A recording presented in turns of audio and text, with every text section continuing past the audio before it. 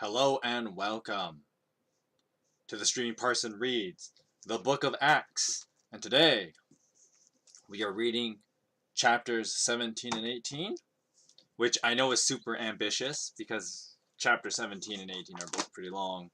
Or not that they're long, but there's a lot to talk about in them. But we should be able to make it through them without too much trouble. I am expecting a phone call, so I will take a short break whenever that happens. Because I was hoping they would have called already, but any minute now they should call. But it's not a long call. I just gotta take it as soon as they do call me. So just let you know ahead of time that that is going to be a thing. But with that said, if you want to follow along, which I encourage that you do, I'll be reading from the New International Version, or NIV. Let me just fix the microphone. That's better. And I encourage you to follow along. I'll be using NIV. And that will be chapter 17 and 18. I'll give you a quick minute to flip over to that page, or get it on your Bible app or on your desktop, since the Bible is free on the internet. And I'm just going to start us off with a quick word of prayer.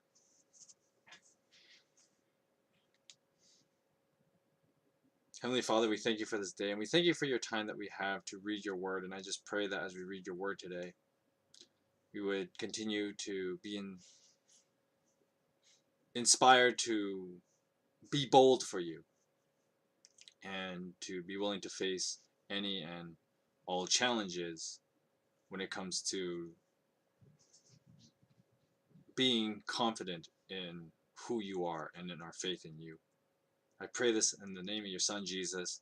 Amen. Alright, so just a quick recap of last week. What happened was, basically, we had started off with Paul's missionary journey, his second one anyway, because his first one was with Barnabas in chapters 13 and 14. And now Paul's been to a couple places, but now he's he's going far beyond that now as we go into chapter 17 in spreading the gospel to the Gentiles and fulfilling the call that God has called him to. And so we begin in chapter 17 with him in some place called Thessalonica, which that means he's moving quite a bit into southern Europe, as Thessalonica would be just at the border areas of Greece. And then, of course, later in chapter 17, he'll actually be in the heart of Greece as he enters Athens. So here we go. Chapter 17. When Paul and his companions had passed through Amphipolis and Apollonia, they came to Thessalonica. There was a Jewish synagogue there. As was his custom, Paul went into the synagogue, and on 3 Sabbath days he reasoned with them from the Scriptures, explaining and proving that the Messiah had to suffer and rise from the dead. This Jesus I am proclaiming to you is the Messiah, Paul said. Some of the Jews were persuaded and joined Paul and Silas, as did a large number of God-fearing Greeks and quite a few prominent women. But other Jews were jealous, so they rounded up some bad characters from the marketplace, and they formed a mob and started a riot in the city. They rushed to Jason's house in search of Paul and Silas in order to bring them out to the crowd. But when they didn't find them, they dragged Jason and some other believers before the city officials.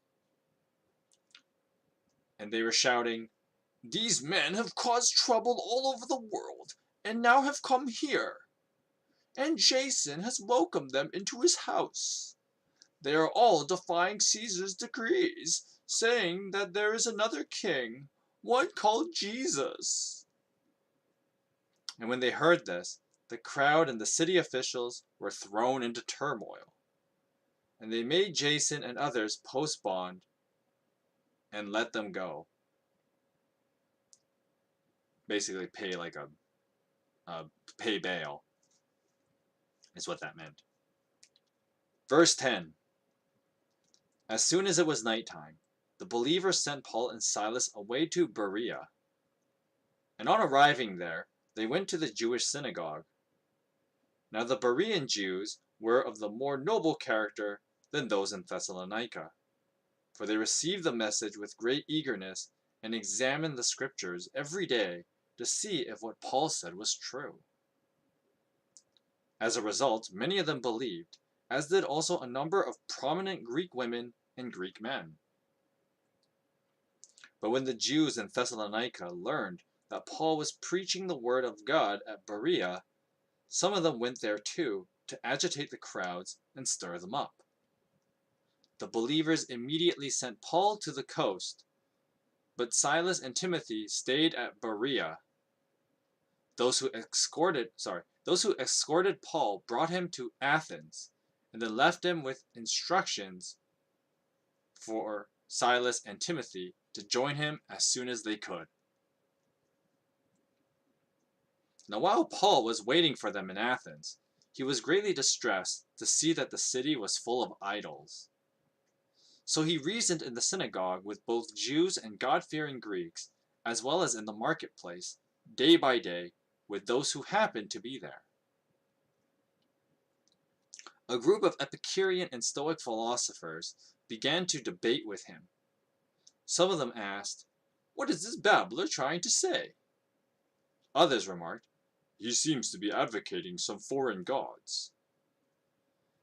They said this because Paul was preaching the good news about Jesus and the resurrection.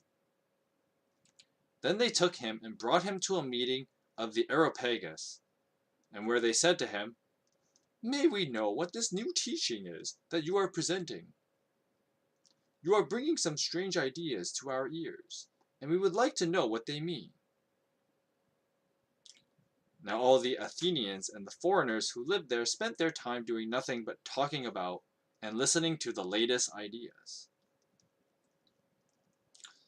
So then Paul stood up in the meeting of the Areopagus and said, "People of Athens, I can see that in every way you are very religious. For as I walked around and looked carefully at your objects of worship, I even found an altar with this inscription, 'To an unknown God.' So you are ignorant of the very thing you worship. And this is what I'm going to proclaim to you. The God who made the world and everything in it is the Lord of heaven and earth and does not live in temples built by human hands. And he is not served by human hands, as if he needed anything. Rather, he himself gives everyone life and he gives everyone life and breath and everything else. And from one man he made all the nations, that they should inhabit the whole world. And he marked out their appointed times in history and the boundaries of their land. God did this so that they would seek him and perhaps reach out for him and find him. And though he is not far from any one of us, for in him we live and move and have our being. As some of your own poets have said, we are his offspring. Therefore, since we are God's offspring, we should not think that the divine being is like gold or silver or stone, an image made by human design and skill. Now in the past, God overlooked such ignorance, but now he commands all people everywhere to repent. For he has set a day when he will judge the world with justice by the man he has appointed. He has given proof of this to everyone by raising him from the dead. When the people of the Areopagus heard that the resurrection when they heard about the resurrection of the dead, some of them sneered, but others said, "We would love to hear you again on this subject." And at that, Paul left the council. Some of the people became followers and believed. Among them was no, sorry, uh, Dionysius,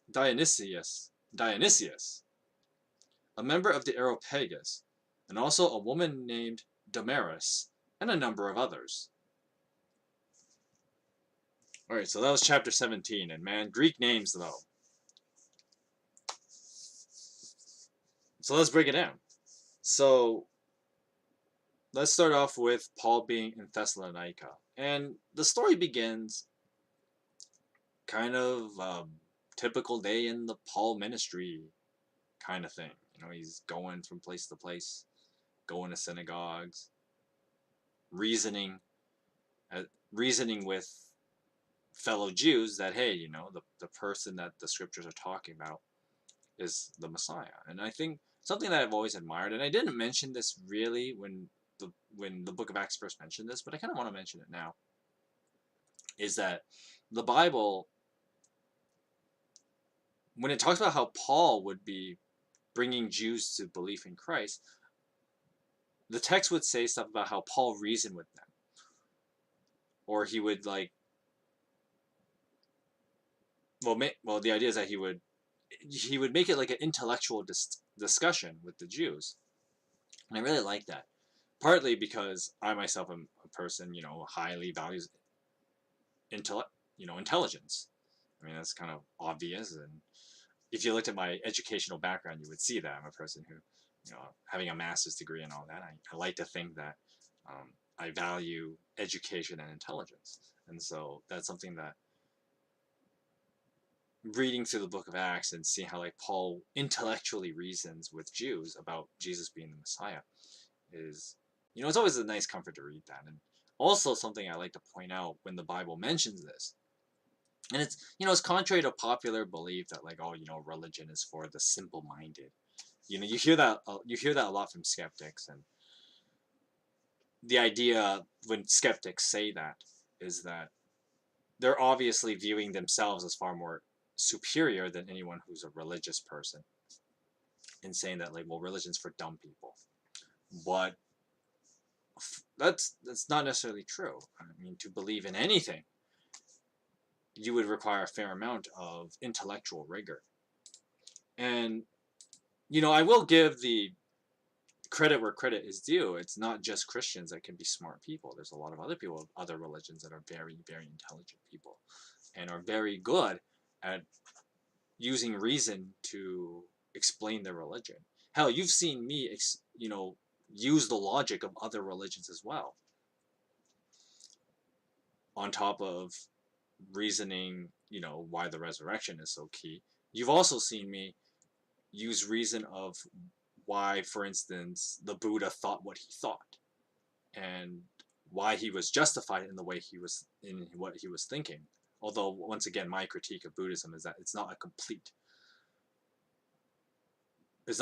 philosophy, and the philosophy obviously has holes in it, but at the same time, I still admire the intellectual rigor of Buddhism. And one thing that I think a lot of people have a big misconception of, especially in today's day and age, and part of it is out of an arrogance. You know, when you see a lot of people that sneer at the idea that religion is anti-intellectual, they sneer because they just want to feel like a moral superiority and an intellectual superiority by just claiming religious people are dumb. But in actuality, that's far from true.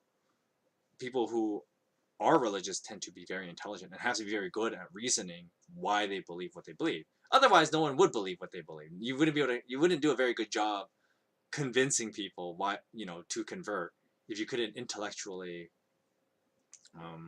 reason what you believe. And so that was, you know, the Bible hints that sort of thing was happening, that people would intellectually reason what they believed and then try to convince people with those intellectual reasons. And Paul is no different. doing this with the Jews and talking about why Jesus would be the Messiah, and using Scripture to do that. And so I've always found it to be kind of neat that the Bible actually says that that's how Paul did it. And of course, that's the challenge of the everyday Christian now that we are a far more intellectual. Well, that's not accurate. We're more of a highly sophisticated philosophy era, I guess is the better way of thinking of it. And in this advanced philosophy and this much more philosophical outlook of reality, then yes, everything must be viewed through that philosophical lens. And as we engage in conversation about religion or really anything, you have to use that philosophical lens and heavily engage in it on that intellectual level. Because that's kind of the expectation now that there's so much information. And of course, I talked about this in my very first podcast about the importance of taking knowledge and then being able to find a way to apply it. And not just apply it, but to create character out of your knowledge and to utilize that to create your personality as well as your perspective of the world, among other things. And that's something that, of course, many people criticize Christians about, and I too criticize other Christians about this too. So once again, it's not like the skeptic's criticism is unwarranted, but at the same time, I also would critique some skeptics' perspectives on religion being unintellectual. But I mean, there is some truth in what they say because there are a lot of religious people, not just Christians, who are very ignorant about what they believe, and so there is some truth in that. But at the same time, once again, I think that's why there needs to be that intellectual part of religion, and I think that's something that many Christians have been lacking. And an honest critique, I think many Christians do need to go back and study the scriptures, which is interesting because we read through in chapter 17, and that was a big rigor that some of these Jews were doing. They were really studying the scriptures to make sure the stuff Paul was saying was legit. And so there was one. Well, we'll get to them later. But one of the other cities, Berea, they were very intellectually rigorous. And that was also part of this influence of them being in a Greek society. And so they would take that much more intellectual approach.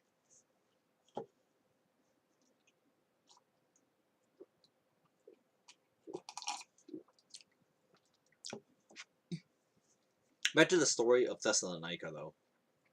So, as Paul would reason with people that Jesus was the Messiah, he was obviously gaining traction, and Christianity was growing. They planted a church at Thessalonica. Paul does write letters to them in the New Testament, the book of Thessalonians. So, well, there's two of them. There's 1st and 2nd Thessalonians, where Paul writes letters to these people, basically.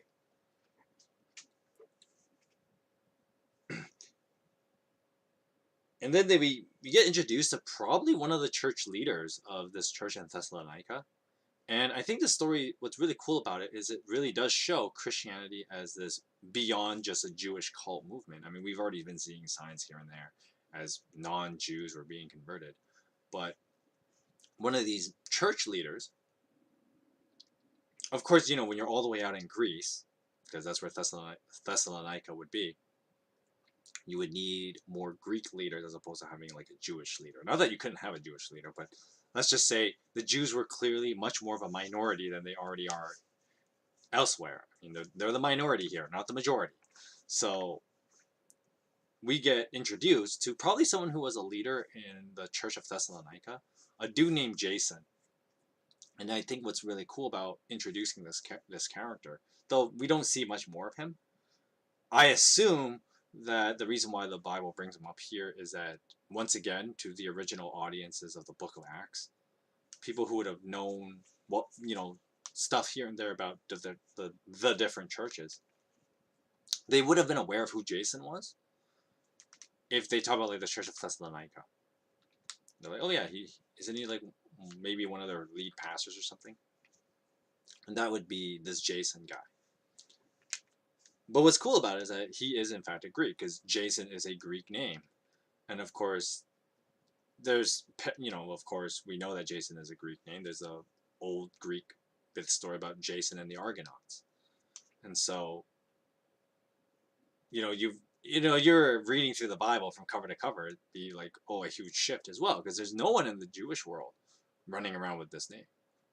No one, there's no one in the Old Testament named Jason, because they're all you read through the Old Testament, they're all Jewish, and so, well, and of course there was low interaction with Greeks. Well, one, because the Greeks weren't around yet for a lot of the Old Testament, and secondly, in the later part of the Old Testament, they're too busy fighting off Babylonians, so they would not have interacted with Greeks. And the Greek Empire wasn't like as powerful as it was back then. And so you wouldn't have encountered any Greek characters, and thus why no one has a Greek name. But here, the Book of Acts, of course we're going to have people with Greek names. And now you have this Greek dude as a church leader. Probably, or someone who is like well known in the church. He might have been like an elder. Once again, it's hard to assume what position he would have had, but we must assume he had some kind of recognizable one, because he would be someone that the audiences of the Book of Acts would know. Otherwise, why bring up him by name? But the thing that is cool about it is that, once again, it shows the influence of Christianity being beyond just like a Jewish cult thing, but is a multi-ethnic missionary religion. And so we have Jason, who is probably someone of like a church leader, presented in the story, in that he was clearly someone who was Greek. I mean, yeah, that was Timothy too, but once again, Timothy's still young,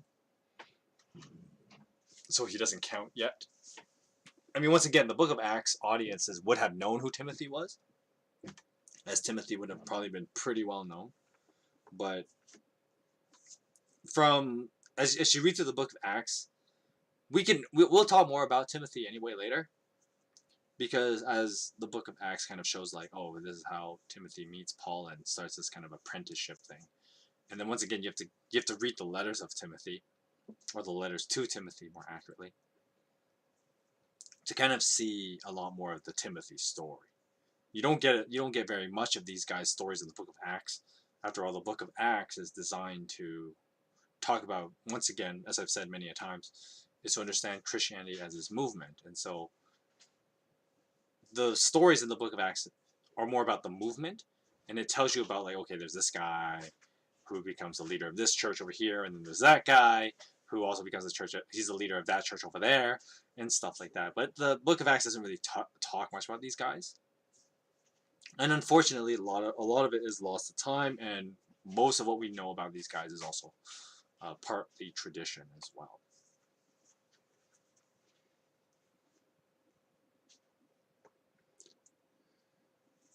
Moving on, we get to the city of Berea, which also, once again, these are all parts of southern Greece, as they would have to be close to the coast. And the main reason for that is also because, one, a lot of well, ancient world, not just, it's not really ancient world at this point where we're in the 1st century AD, but it's still ancient world. Most of the major cities would be closer to water, because of course you can travel by boat. And the Bible does kind of point out that Paul does do a fair amount of ship traveling as he goes from place to place, and so it's safe to assume that's kind of what's going on here. But Berea would be a place in southern Greece, just like Thessalonica. They're all like in southern Greece because they're all close to the water.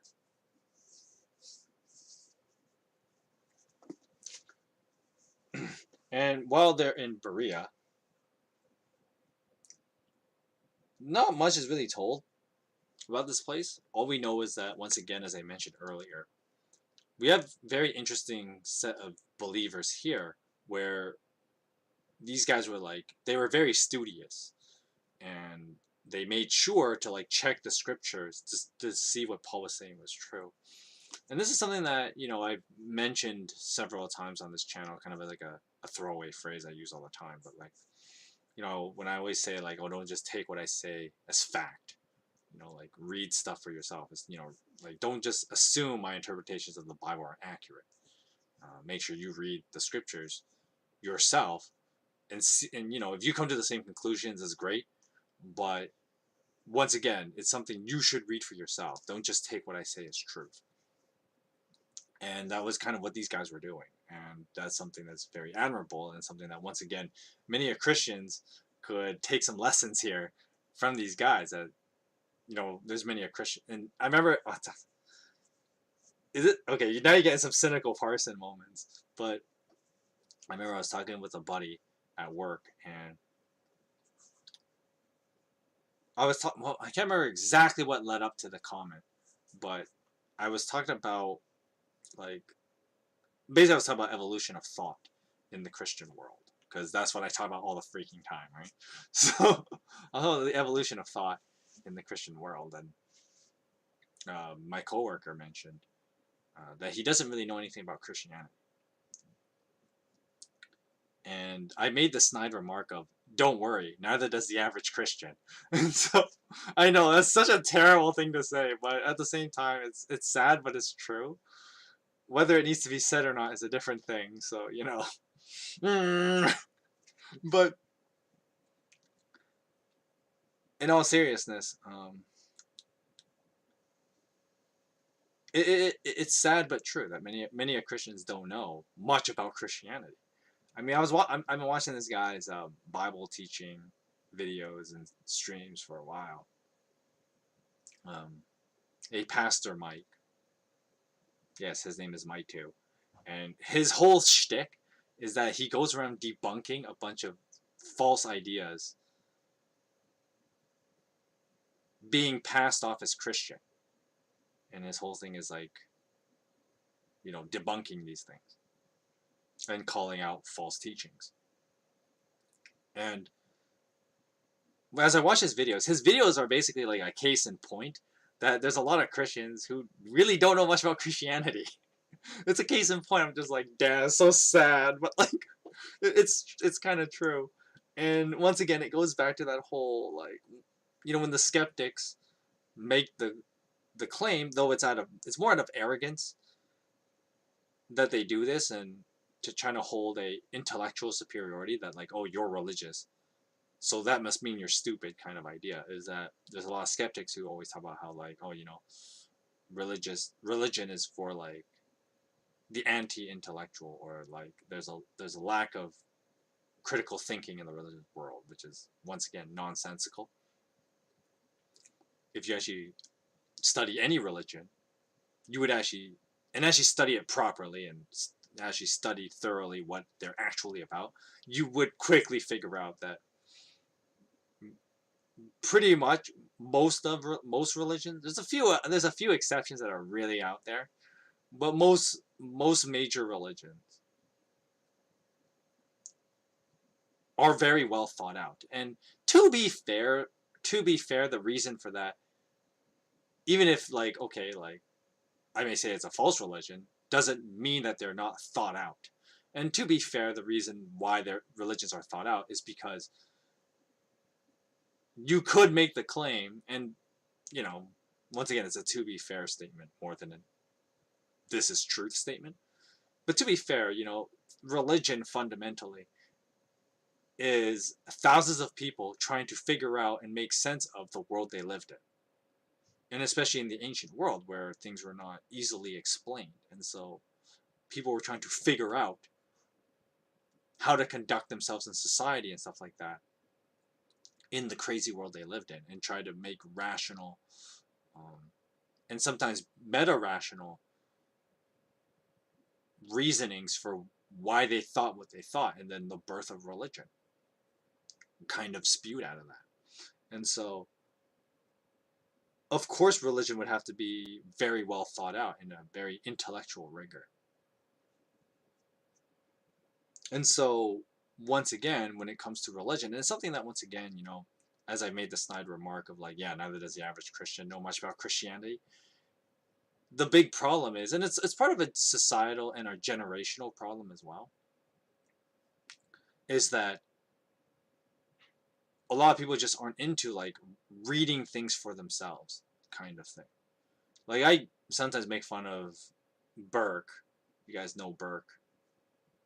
He's been on the channel a number of times as we play Dead by Daylight and stuff like that together.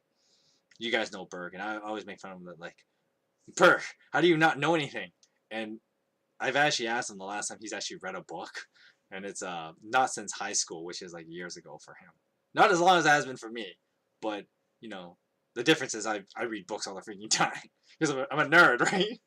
I read all the freaking time, and so, but Burke being a Gen Zer, and and it's not just him though. I just make fun of him the most about it because we're good friends and we can have that kind of rapport with each other.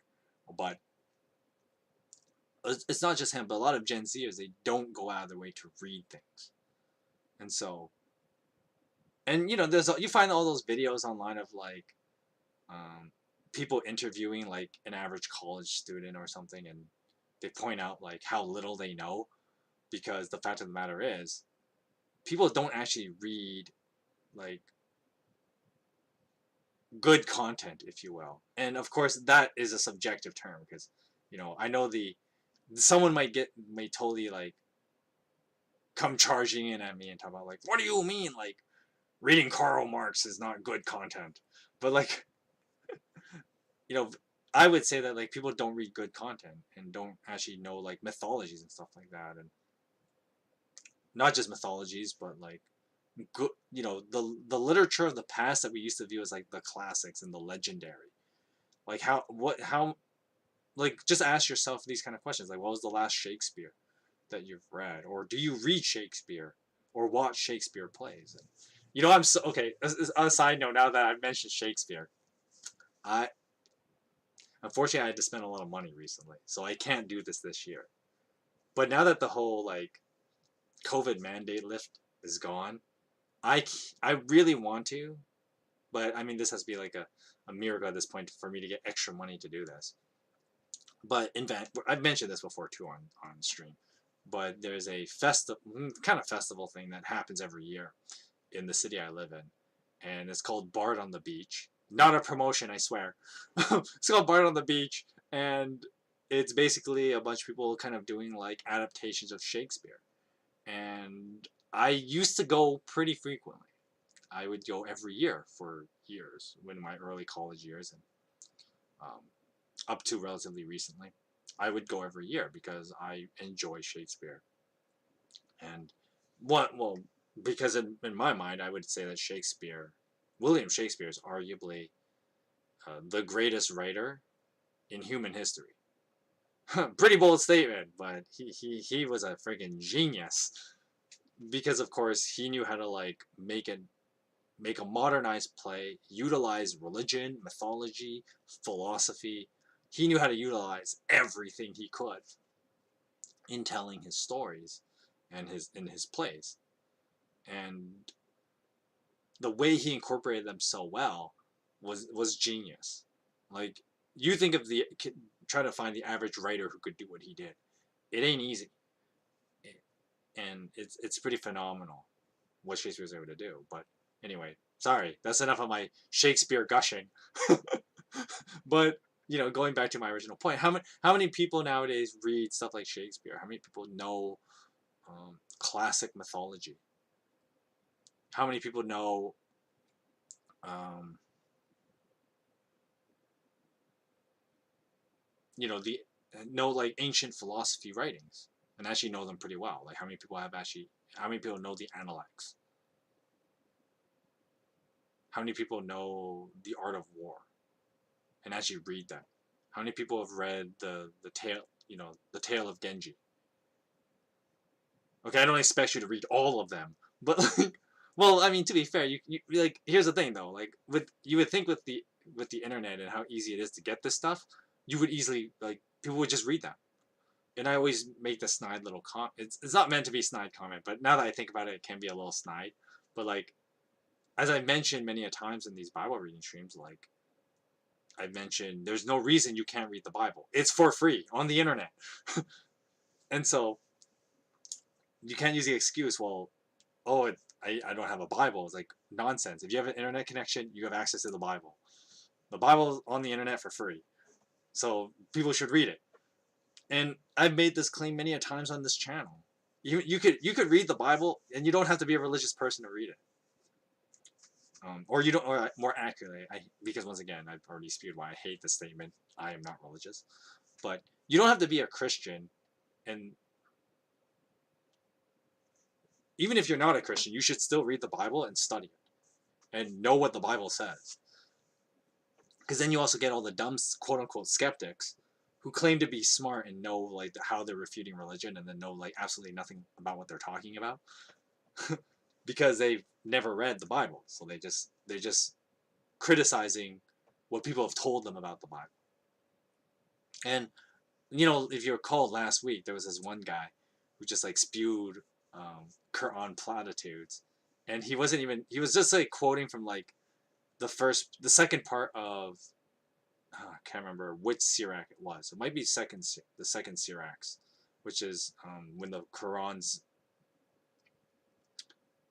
divided into 6 parts. 3 parts are narratives, and 3 parts are like wisdom writings. And the wisdom writings are called the Sirachs. So there's 1, 2, and 3 Sirach. And the guy was just spewing the beginning of the second Sirach, just as platitudes. It's like, okay, guy, and then I called him out. I was like, you're just spewing platitudes at me. You're not giving me a reason for me to think what I think and to try and convert to your religion. You're not doing a very good job. You're just going to spew platitudes. As a matter of fact, you're guilty of the very thing that many people accuse Christians of all the time, when Christians just like say the Bible says. You're doing the exact same thing, and it's ironic that a lot of people do that, and then they don't realize the irony is lost. But anyway, point aside, it shows that like how many people have actually read, the things that they critique as well. Whereas I like to think I've read enough. And I know like I always get the shit claim about like, well, you've read a translation, it doesn't really count. It's like, no, I've read it, okay? It counts. Reading a translation counts. I mean, that's why we have translators, for crying out loud, so that the average person like me, who can only speak English and read English, can have access to all this information, okay? You know how sad the world would be if we didn't have translations? Like, once again, reading the Analects or something like that, which I have read. Well, if there was no translations, like it'd be a very sad place. I would not be as smart as I would be now if I wasn't able to read half the stuff that I read and that originally started in other languages. But anyway, this whole rant is basically me telling you why you should be well read, and that reading is very, very important.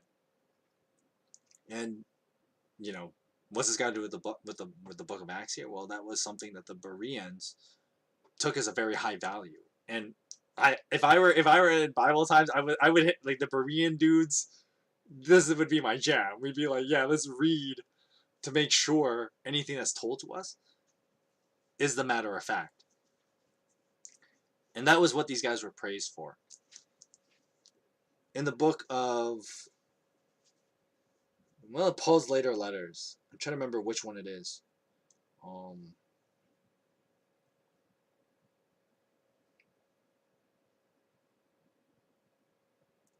think it might be. It might either be because Paul said a lot of things to the Corinthians, so it might be them. It might very well also be in the book of Philippians, where Paul references the Bereans' keen desire to read the scriptures. And then, of course, Paul encourages his current writers, or his current audiences in that book, to do the same. And that's something that, once again, I always encourage you guys to do, like, read. Don't just take what I say as fact. And so when I even when I make claims about the Bible, like, don't take what I say as fact. make sure you read it yourself, kind of thing. And I think that's a lost virtue in our society, is that we don't like actually read. It's the same thing where like the famous complaint is we don't listen to people. Or sorry, let me phrase it properly. Um, a famous mantra, like it's kind of like a mantra at this point that people have in our society, in our day and age, in our society, is people often listen to respond. They don't listen to understand. And there's truth in that. And I think reading and being well read is, a similar kind of, it reflects that idea. But I mean, to be fair, that makes sense. If we're, as people's literacy levels decrease, well, then people don't listen to understand. People only listen to respond. It's the same way when it starts with your reading and your literary skills and your literary attitude. At least that's how I feel about it. Because once again, think of it from reading perspective. If you don't actually read and study something, you're not going to understand it. You're just going to acquire the information you need to regurgitate what you need to. It's kind of the problem of like cramming to study. That's why cramming is like a shitty idea and why you shouldn't do it. It's like you're not when you're cramming for an exam, you're not really studying, because you're not really studying to understand the content. You're just studying enough so you know what to regurgitate on the exam. But then down the line, that's not really going to help you. It's once again, to be fair, like when you're young, every young person's guilty of this. When I was younger, like I don't remember half the shit I did in high school because I did not study to understand stuff. I studied to be able to regurgitate stuff on exams, and that's one of the weird flaws of the education system, is that part of it is because many people have lost the. And back then, I did not think of this as like the purpose of education. Back then, it's one of those things that like, well, hindsight's 2020, but the education system just kind of doesn't really prepare you well enough for the real world, and so since it doesn't do that, people don't feel the need, if you will, to really prepare themselves and to study in a way that makes them know what they're studying, as opposed to just like knowing enough to regurgitate it on an exam. And of course, that's the general problem of the grading system in schools.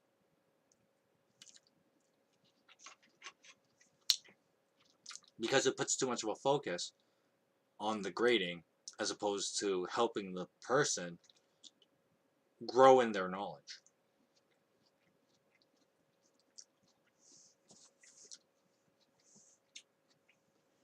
And of course, that transfers to like a lot of young, you go through elementary school, you go to middle school, you go through high school like that. And then people carry that over to college, where college is supposed to be the place where you really expand your mind. But no, people only study enough to regurgitate onto an exam, which is an oof. That's a wasted opportunity. And then you don't really learn anything, and then you end up, with your degree, and you're still working at Starbucks for minimum wage, kind of thing.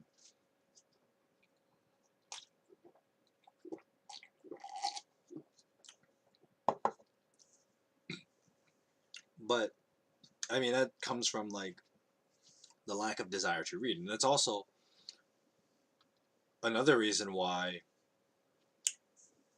we have this weird disparity in the workforce now, because a lot of young people don't, since they don't read, they also don't know how to write.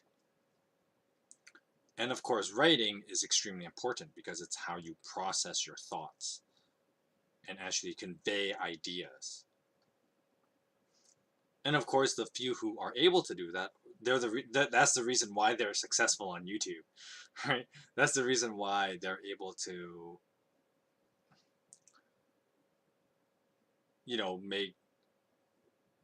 make content that actually people will pay attention to, because they've thought out their thoughts, and even if they're not correct in their thoughts, they've thought it through very well. And this goes back to a case in point of like the importance of being read. And if you're able to convey your thoughts, then people people will take notice.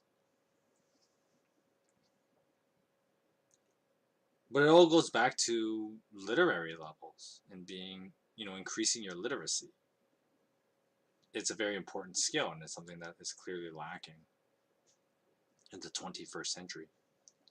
And once again, there's that whole joke about like those guys on YouTube who like interview college students and they ask them like relatively basic questions, and then the students have no idea what he's talking about. And it's because people don't know this, they don't know, and they don't bother to know.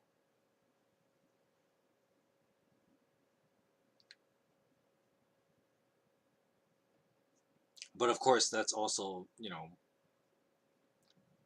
the dangers of that is if you don't know anything because you're not literate, then you can be easily manipulated by all kinds of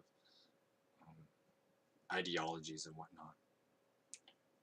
And going by what I keep saying on this channel, don't just take what I say as fact. Read it for yourself, because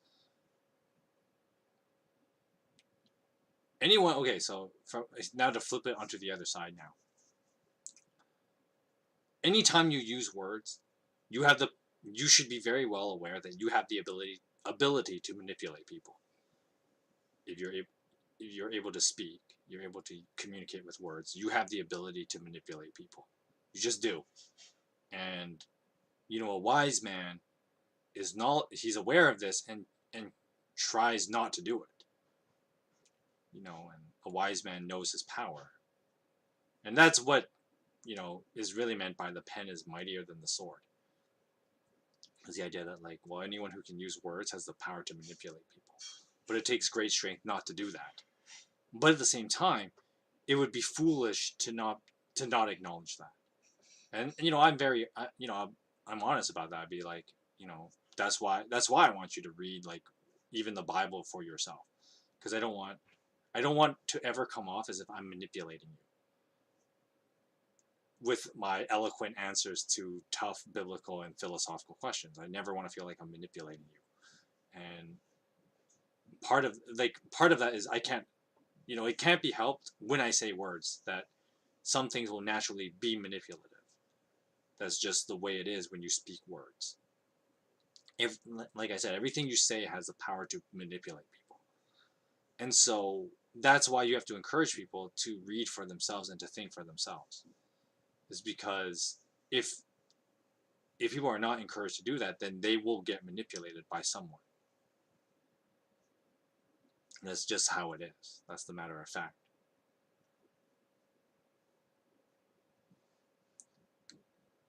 Anyway, that phone call hasn't come yet. It's been like I've been streaming for like an hour and they haven't called me. It's weird. But let's finish up with chapter 17. And this is going to be pretty heavy. I figure I'd leave the whole Berean thing alone now, because I'm going to keep ranting about the importance of literacy, and that could be its own crazy stream. But anyway, we get to this the second half, and Paul being in the city of Athens takes like half the chapter. But there's quite a bit that happens here. So Paul, he goes around and he starts talking to people about Jesus, whether it's in the Jewish synagogues or in the marketplace. Now, of course, if you know anything about Athens, it's one of the main capital cities of Greece. And of course, it's the birthplace of, it's the quote-unquote, I should say, it's not the in fact, but many people attest to Athens. It was the birthplace of Greek philosophy, as many of the great Greek thinkers like Pythagoras and Plato and Epicurus,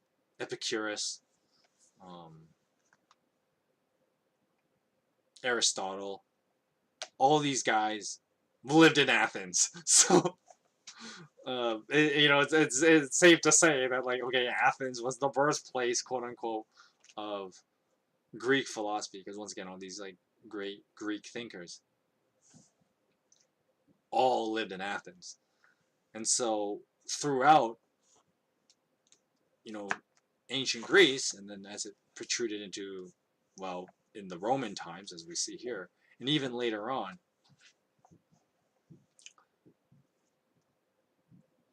all forms of philosophy would funnel down and make its way to Athens.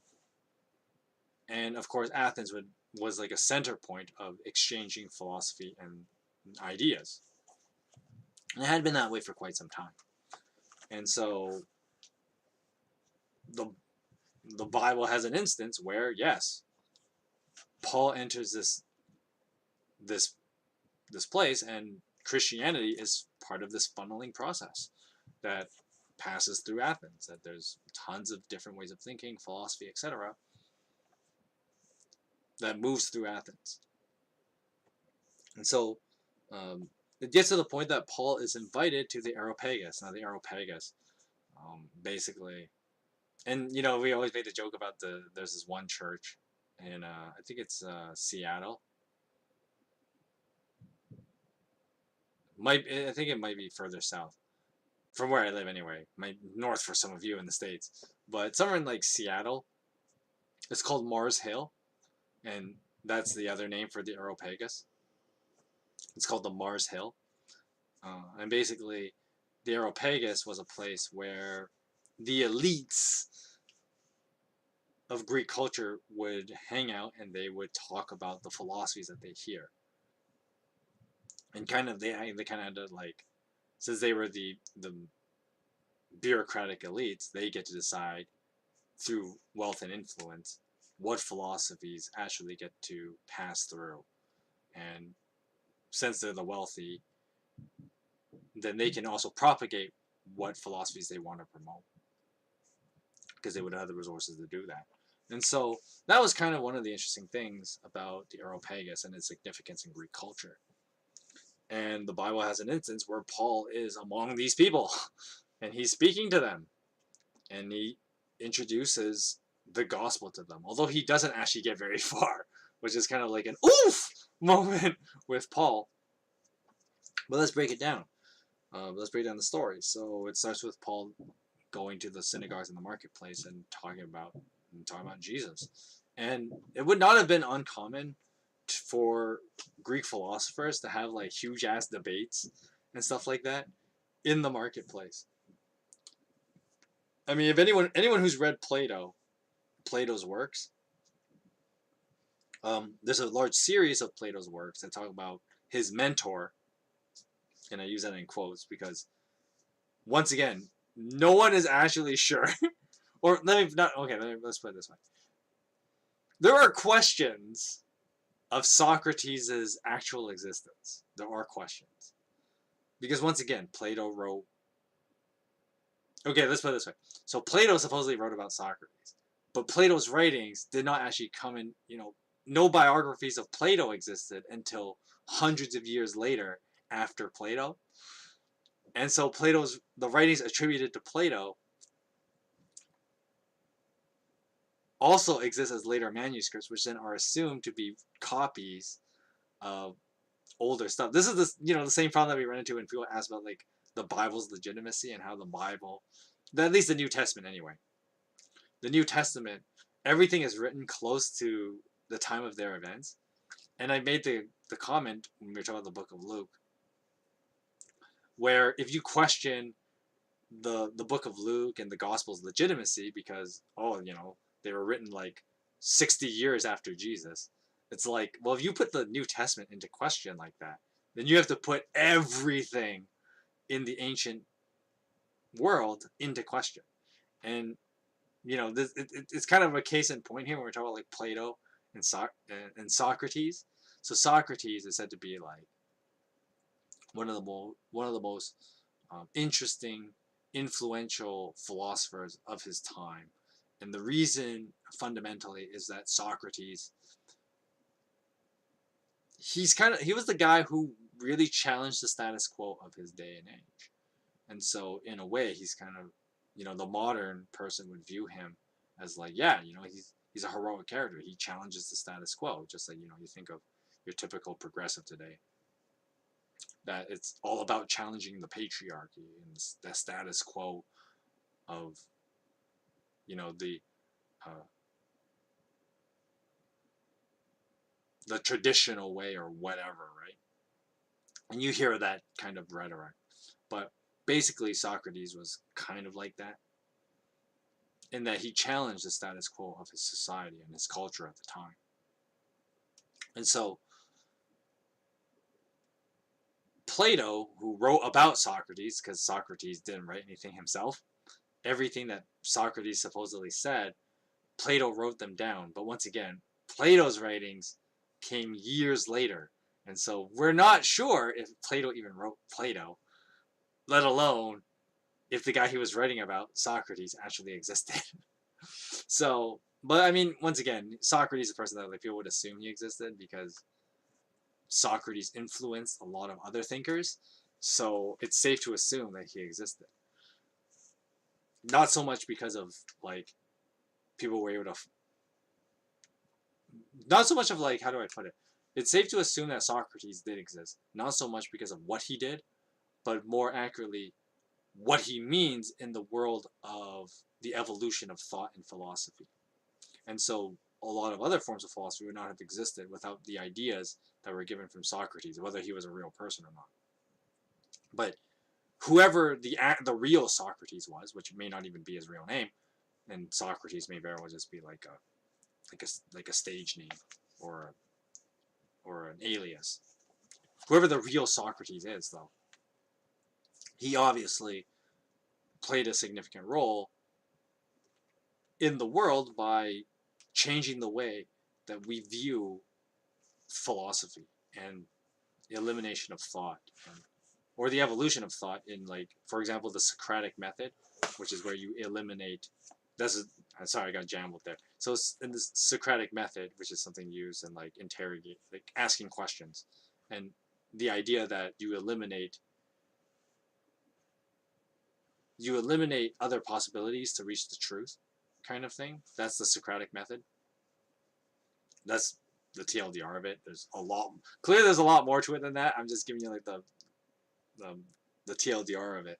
But basically, if Socrates didn't exist, then we would not have developed thought that way. Well, I mean, technically we would. Someone else would do it eventually, kind of thing, right? But that's besides the point. The point is that Socrates was a huge influence. And if you read Plato's writings about Socrates, back to the actual topic at hand, a lot of stories about Socrates take place with him debating some dude in a marketplace. It's just kind of how Greeks did things. And so, for Paul to be doing this in the book of Acts would be like, it'd be no surprise. This is a regular thing.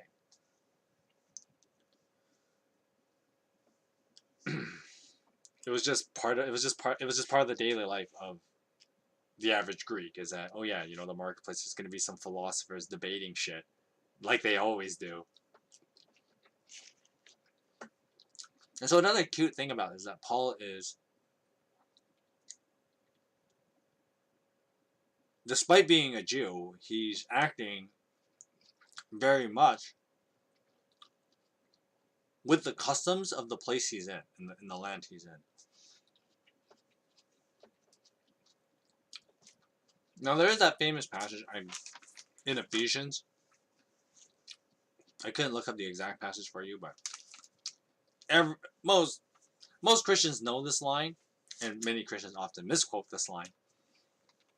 But it's the one where Paul talks about, to the Jews I'm a Jew, to the Gentile, to the Greeks I'm a Greek. I am whatever I need, basically, I am what I need to be to proclaim the gospel, is his point. To the Jew I'm a Jew, and to the Greek I'm a Greek, and then he says a little bit more. I don't remember the passage exactly. But it's in Ephesians, I remember where it is. But basically the idea is that, Paul's getting at the idea that you speak the gospel in the language of the people you're trying to communicate to. And part of that is being part of that culture. This is the fundamental passage that all Bible translators live by, because that's a big part of being a Bible translator. You want to translate it to, to some culture in Papua New Guinea or something. You have to know the culture, and then you have to be part of the culture in order to, translate the Bible in a way they would understand it. You have to be part of the culture, because you have to understand the cultural nuances in order for certain metaphors in the Bible to make sense.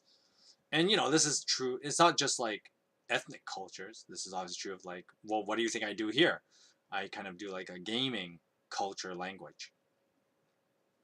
And that's why I use like, I can do the weird thing of like paralleling video games to certain Bible passages, because it's like, that's the language. That's the language the average gamer knows. So then you use that to point out a biblical truth. And so it's kind of that idea, you have to be part of the culture. And so that's kind of what Paul's doing here. He's acting like how a Greek would act. He's hanging out in the marketplace and he's talking philosophy. And then he's bringing the gospel into it. And this catches the attention of the Areopagus. And so they're like, oh, we're here, what is this guy talking about? And people think, oh, he's talking about some foreign god or something like that. And then Paul actually gets to Mars Hill. And what's interesting here is that, once again, Paul speaks in the Greek way, in a sense. And this is where many Bible scholars had debates whether Paul's attempts here were good or not. His efforts, rather, were successful or not. Because, on the one hand, he doesn't do what some people expect Christians to do. He doesn't just immediately start talking about, like, well, I think this and that because the Bible says. Like, Paul doesn't do that here. And of course, Paul being the smart guy he is, he figures that that probably wouldn't work, because a lot of these Greek philosophers would not have been aware of the Jewish scriptures. They would not have, and even if they were, they probably would have been like, oh, it's just another text, or they might not have read it. And Paul doesn't assume that they have. So what Paul does, which is pretty smart, in my opinion, once again, some Bible scholars may say, no, you can't exactly express the gospel outside of the scriptures, which there is truth in that, but at the same time, you also have to have a starting point. Because I don't think, like, if Paul started talking about like Moses to these Greek philosophers, I don't think he would not have gotten as far as he did here, because people would be like, oh, now you're talking about like some kind of foreign legend, ooh, right?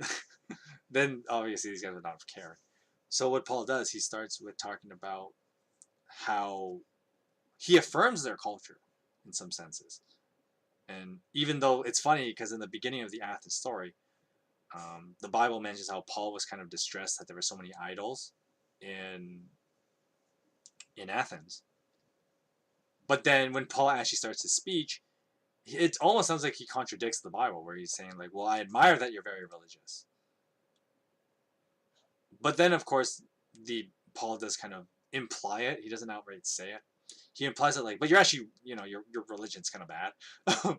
You're religious about all the wrong things, guys. It's kind of what Paul's getting at. And he kind of implies it. He doesn't flat out say it, because, Paul is not an idiot. He's not going to be rude if he's in a place like the Areopagus. But at the same, that's kind of what he's implying. He's like, well, you're very religious, but you don't know how to be religious. You're religious about the wrong things. But let me tell you about the right religion. And then so Paul brings up this altar to an unknown God, and Paul makes an appeal to trying to say, okay, you might be thinking the unknown God is the God of the cosmos. Well, I know who the God of the cosmos is. And then he starts explaining that to them. He goes, well, I know who that is. And he's the God who created heaven and earth and blah, blah, blah, blah. The God of the cosmos. And then he says, well, he had an appointed one, the Christ, and then talks about like how, and he affirmed that this person was the Christ by raising him from the dead. Of course, at that point, when Paul was talking about the resurrection was a very foreign concept. And that makes sense. Because once again, as I've mentioned many a times before, Christianity was a very radical idea by bringing up the resurrection and claiming that it was a real thing. Because, sure, in Judaism there was concepts of the resurrection. I mean, Martha tells us in Jesus in the book of John that she's aware of this belief of the resurrection. But the resurrection was more conceptual. Most people in the ancient world believed in like a more spiritualized afterlife. I mean, not that the resurrection isn't a spiritualized afterlife, but let me explain this a little bit better. So, when I say like this more spiritualized afterlife, it's the typical, and it's funny how even Christianity has adopted this, because once again, during the Middle Ages, Christianity still had a lot of like pagan practices within it.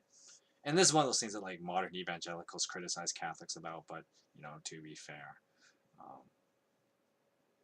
the resurrection thing is kind of out there. And so, anyway, but the spiritualized afterlife is the idea that like when you die, your spirit enters a new realm. And this is a very old concept. Because once again, this idea came out of the necessity of having meaning despite the universal law. And the universal law is everybody lives, everybody dies. And so the spiritualized afterlife was kind of a way to find comfort despite that, in this world is eventually everybody's going to die. And so many of ancient religion and philosophies came up with spiritualized afterlives. And the idea of that is your spirit then, or there's some part of you that goes to another realm, and then you live there forever.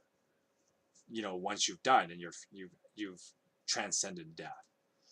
And so that was kind of the idea behind that. And so, in some forms of Christianity, people talk about like going to heaven when you die. Although that's not what the Bible teaches, but that's besides the point. But going to heaven when you die. And of course, in ancient mythologies, they had that too. Norse had their Hall of Valhalla. The Greeks had the Elysian Fields. The good places. And then, of course, there's all the bad places. Hell, Hades, etc. But basically, the idea was that there was some place that a spiritual version of yourself would go to after you died. But that's more like a metaphysical kind of transcendy thing that doesn't really matter in the real world, if that makes sense. Which, to be fair, when Christianity adopted the idea of going to heaven when you die, that did kind of really damage how trustworthy Christianity could be, understandably so. It's because, well, no one cares about some kind of spiritualized afterlife, right? But Christianity was extremely radical in its way of thinking, biblical Christianity, where it went beyond the traditional Jewish idea of like, there will be a day where we all live again. And that's the resurrection idea. And then Christians took that a whole step saying, yes, people do rise from the dead. It's not just a whole, we will live again one day. It's, we will rise from the dead. And that was a very out there idea. That, of course, Christians really came up with that after they saw Jesus rise from the dead. They're like, oh shit, this is real. And so, but to be fair, most other worldviews don't see things that way. Nobody would have thought of that. Nobody would have thought of that. And to be fair, no, like the earliest apostles didn't think that either. When Jesus died on the cross, they didn't think that they didn't actually think he was gonna come back. They were still stuck in the old Jewish thinking of like, well, we all might live again one day, but like, Jesus is dead now, so we just move on with our lives. Right? They didn't think about like the resurrection being a real thing until Jesus actually rose from the dead and showed up at their house one day. And so, for Oh, so with that being said, when Paul mentions the resurrection, of course, it's no wonder the Greek philosopher would scoff at it and be like, "Oh, that's a ridiculous idea. No one rises from the dead. That's a crazy idea." And so Paul kind of gets booed and laughed, booed off stage, kind of thing. But at the same time, he does get some positive reception because there were some people there that were like, "Hey, this Dionysius and this Damaris, they're like, yeah, we want to hear more about this. We want to hear more about this faith you're talking about and this resurrection life." And so that's all we hear about Paul's adventures in Athens, that he actually does, which is interesting because Paul does actually get to go to like a hot spot of like Greek philosophy, and I think that's very interesting that like he gets to do that. Why the Bible even bothers mentioning it. I mean, I guess it is like a fame thing. If you think of like from the perspective of the audiences of the Book of Acts, they would have thought like, oh, dude, like, how much more awesome could Paul be, kind of thing. And so I don't know. It's kind of neat that the Bible just pointed out, but um, on the other hand, it's kind of like, well, Paul only like, well, he does manage to get a few people interested, and so that's kind of neat. But not much else happens because to be fair, Christianity is still very young. And people forget that at this point in time. So like, it wasn't like Paul was going to immediately turn the Greek world completely upside down, by converting the entire Areopagus or something like that. Just another interesting note about the Mars Hill thing. And I kind of started on this train of thought and then I kind of skipped some steps. So let's backtrack a couple steps and point out how like Paul doesn't just read like the Jewish scriptures to them. And he talks about how like, okay, I can tell you who the unknown God is, the God of the cosmos. And then what's interesting is that Paul still appeals to very Judeo-Christian thoughts about like not building idols and stuff like that, as he's talking about the God of the cosmos. And then what's interesting is Paul references, quote unquote, one of their poets. And I think it's from Aratus. I think that's who the quote is from, the poet. Aratus was one of those, another bard, if you will, of the ancient Greek world, just like Homer and those guys. He was another bard. We don't really know much about Aratus, but basically, like these ancient bards, troubadours as they were called, they would just go around and they would tell poems, and these poems eventually developed into how we understand like the Greek mythology. And so our modern versions of telling like Greek mythology stories and whatnot is merely the compiling of all these different troubadours telling these stories. And so Aratus was one of these guys. And I think it's Aratus, anyways, that Paul is quoting when he talks, in verse 20. Or not verse 20, sorry. Verse 29, Paul quotes Aratus, basically. And what's interesting is Paul is appealing to Greeks by using a Greek a Greek poet, and saying that like once again he's trying to explain the gospel in their language. And so, but at the same time, Paul doesn't compromise the gospel. He still sticks to fundamentally Jewish ideas. For example, the unknown God is not made out of gold, silver, or stone. That's why you don't have a proper altar. That's why you don't have an idol for him, because you can't depict him. Well, of course you can't depict him.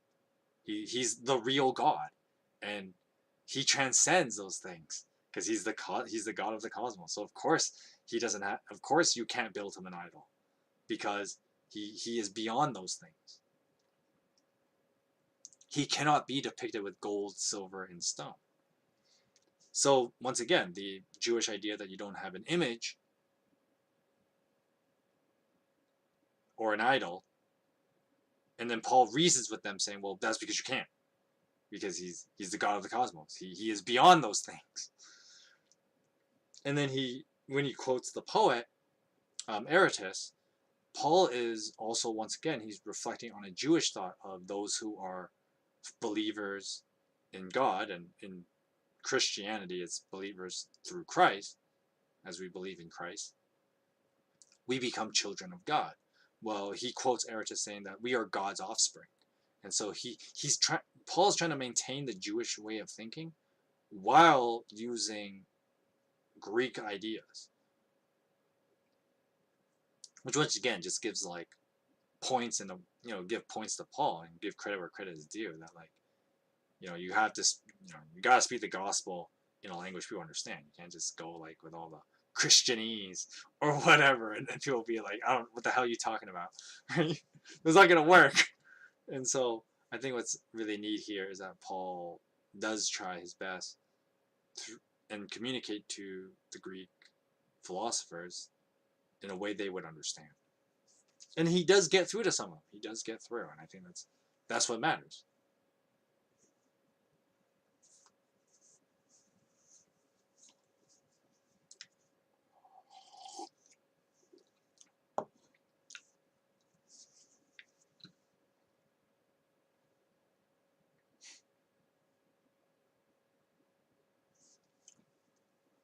Anyway, I think that's all I want to talk about with this for now. There's so much more we could talk about with the Athens thing. Because once again, I mean, like, Athens was a pretty important part of, well, not just Greek society, but like the ancient world. As I mentioned before, it was like the funneling place of like philosophy and thought, and the evolution of thought. And of course, you think of it like historically, a lot of records that were preserved in Athens ended up falling into the hand of monks, and then the monks copied them. And it's one of those funny things where, like, you think of like in the medieval period, all monks would do is just like they did live in the monastery all day, but part of their job was not just to copy the Bible, but to copy all kinds of texts. And philosophy, Greco-Roman philosophy, was actually one of the things they actually kept very well preserved. And so a lot of that would have been lost if it wasn't for these like Christian monks. So just a funny little bit of trivia there. I mean, it's more complicated. It's more complex than that. I'm just giving the TLDR of it, but that's kind of what happened. But once again, it's like Athens was a centerpiece in maintaining knowledge, and even as time passed, people got their hands on stuff from Athens, and then that spread out to the world. And of course, you think of it from like, it was a good idea for Paul to spend time in Athens and at least plant some kind of small church or whatever, at least get the gospel circulating around in Athens would be a big deal. And that it would help Christianity spread. I'm sure Paul probably thought that, and logically, rationally so, because if Athens is this funneling point for all kinds of thought, then you definitely want to put your hat in, your entry in the hat there. And so it would make sense for the Christians to be like, yeah, we should probably have Christianity kind of flowing around in the thoughts of people in the center of thought in Athens. So that's another reason why I think the Athens thing is so significant from a more meta-narrative perspective, as opposed to just what the Bible itself says.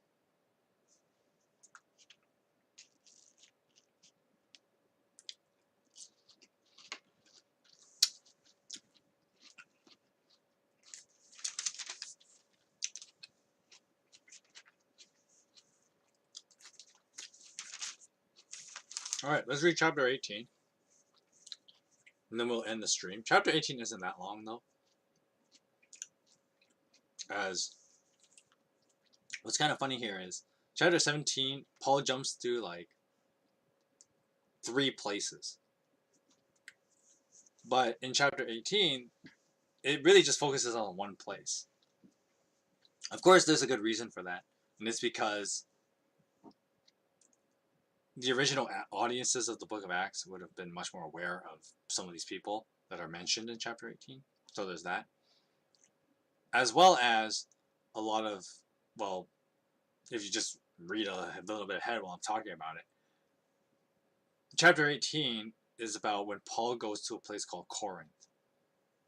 And of course, if you read through the rest of the Bible, well, Corinth ends up being a pretty big place. And Paul builds a pretty big church, well, not just Paul, but Paul plants, and then other people really get this church going.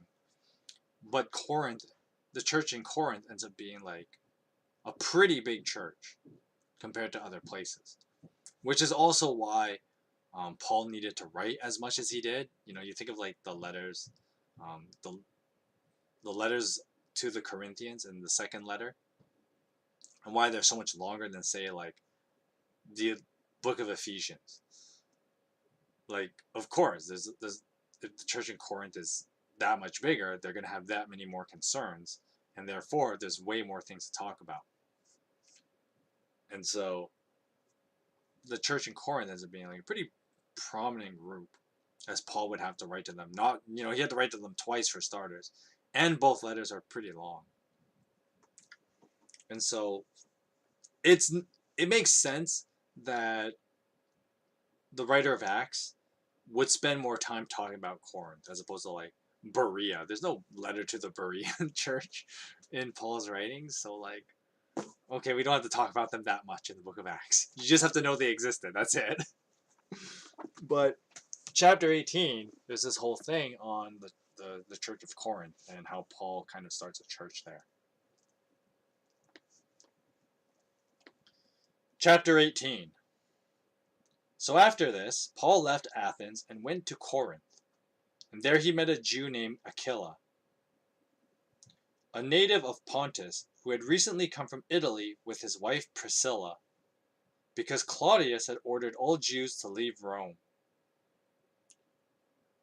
Now Paul went to see them, and because he was a tent maker, as they were, he stayed and worked with them.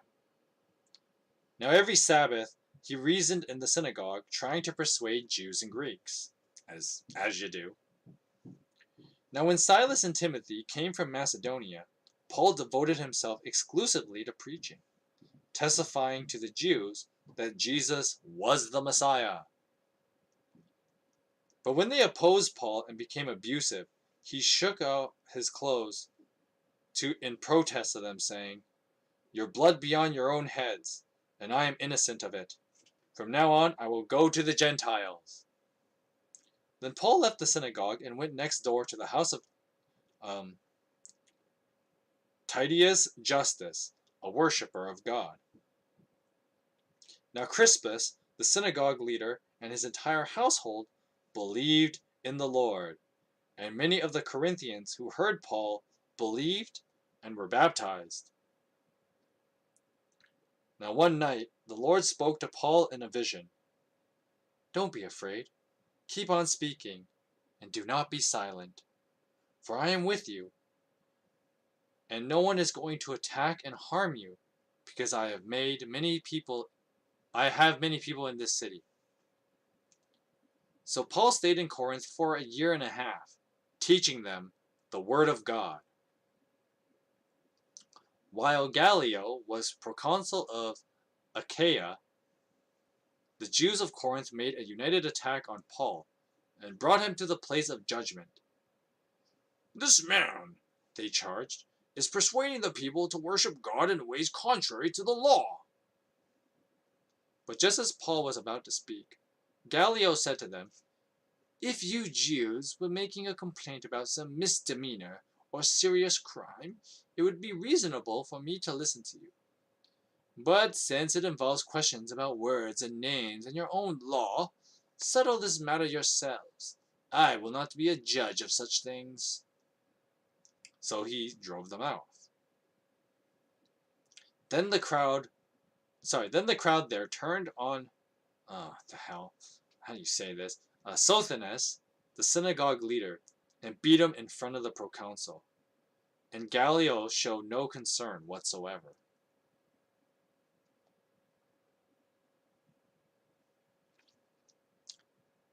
Paul stayed on in Corinth for some time.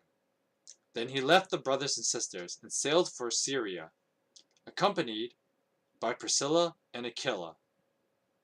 Now before he sailed, he had his hair cut off at, these names, Cenchreae, because of a vow he had taken. They arrived at Ephesus, where Paul left Priscilla and Aquila. He himself went into the synagogue and reasoned with the Jews. When they asked him to spend more time with them, he declined. But as he left, he promised, "I will come back if it is God's will." Then he set for Ephesus. When he landed at Caesarea, he went up to Jerusalem and greeted the church, and then went down to Antioch. After spending some time in Antioch, Paul set out from there and traveled from place to place throughout the region of Galatia and Phrygia, strengthening all the disciples. Now meanwhile, a Jew named Apollos, a native of Alexandria, came to Ephesus. He was a learned man, and with a thorough knowledge of the Scriptures. Apollos had been instructed in the ways of the Lord, and he spoke with great fervor, and taught about Jesus accurately, though he only knew the baptism of John.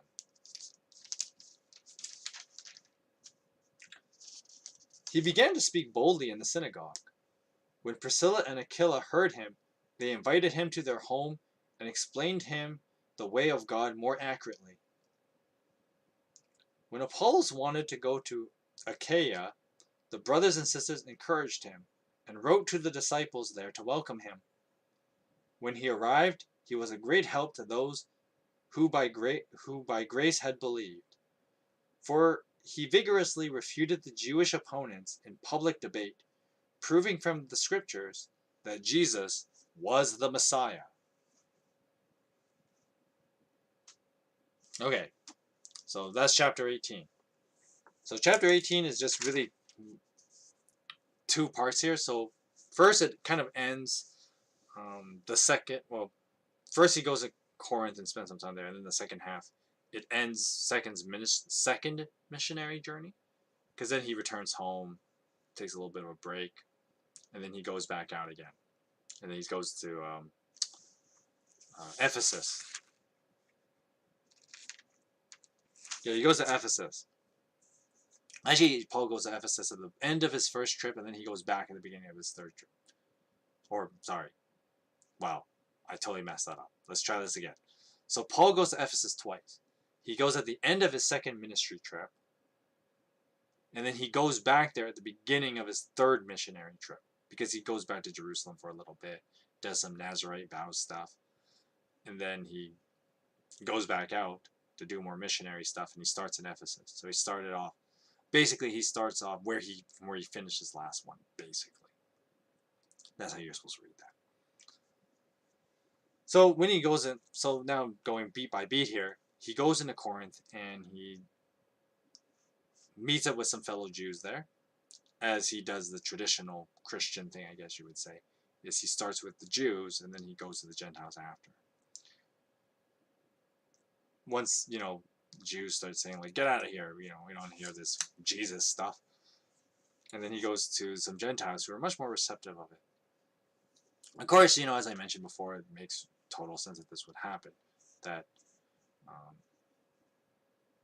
the Jewish people would be more opposed to Christianity, despite Christianity starting out Jewish, and then Christianity having more appeal to Gentiles. And of course, as I mentioned many times before, it's once again about the ethno-binding religious identity that the Jewish people had with Judaism, but Christianity was kind of like breaking that down a little bit, saying like, okay, it's not about, the ethno-binding religious pride, but rather Christianity is for all people. And so the Jews would want to maintain Judaism for like national pride kind of thing, whereas like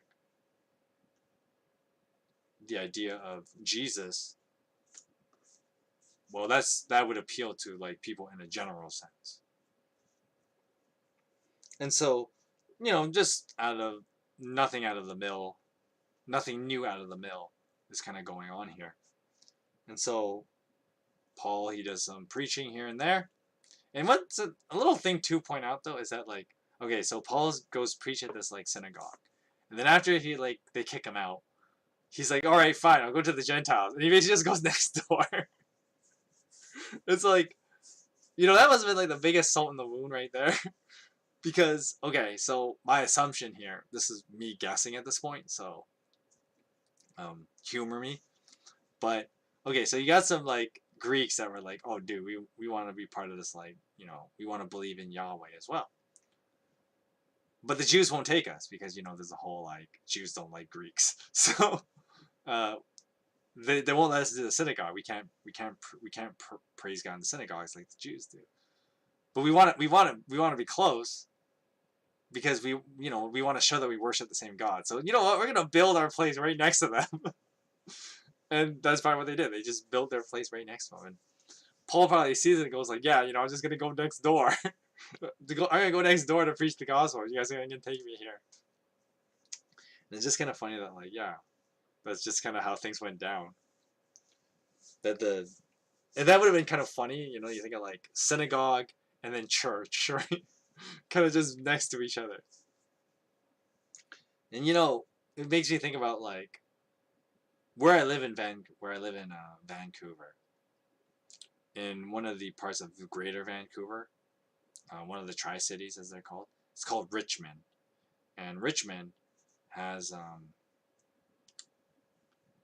it has one of the streets on Richmond. I think it's the number 3 road. Or was it number 5 road? I don't know my city as well.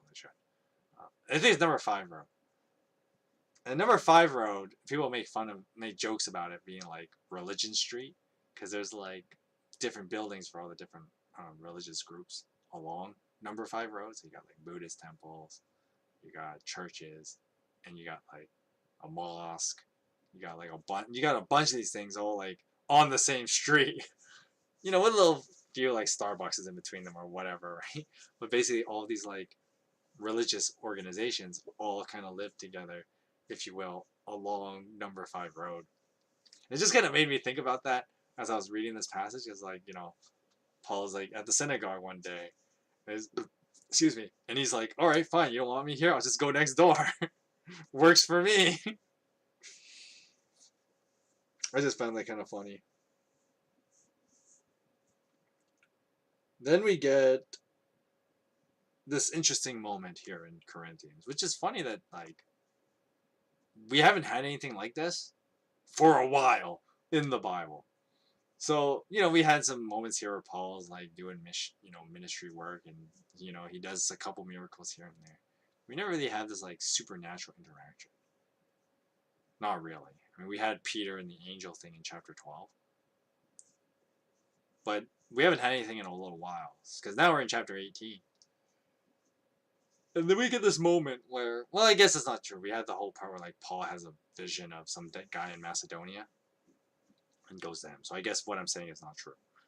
But it's just I don't know, I just think it's weird. We're like,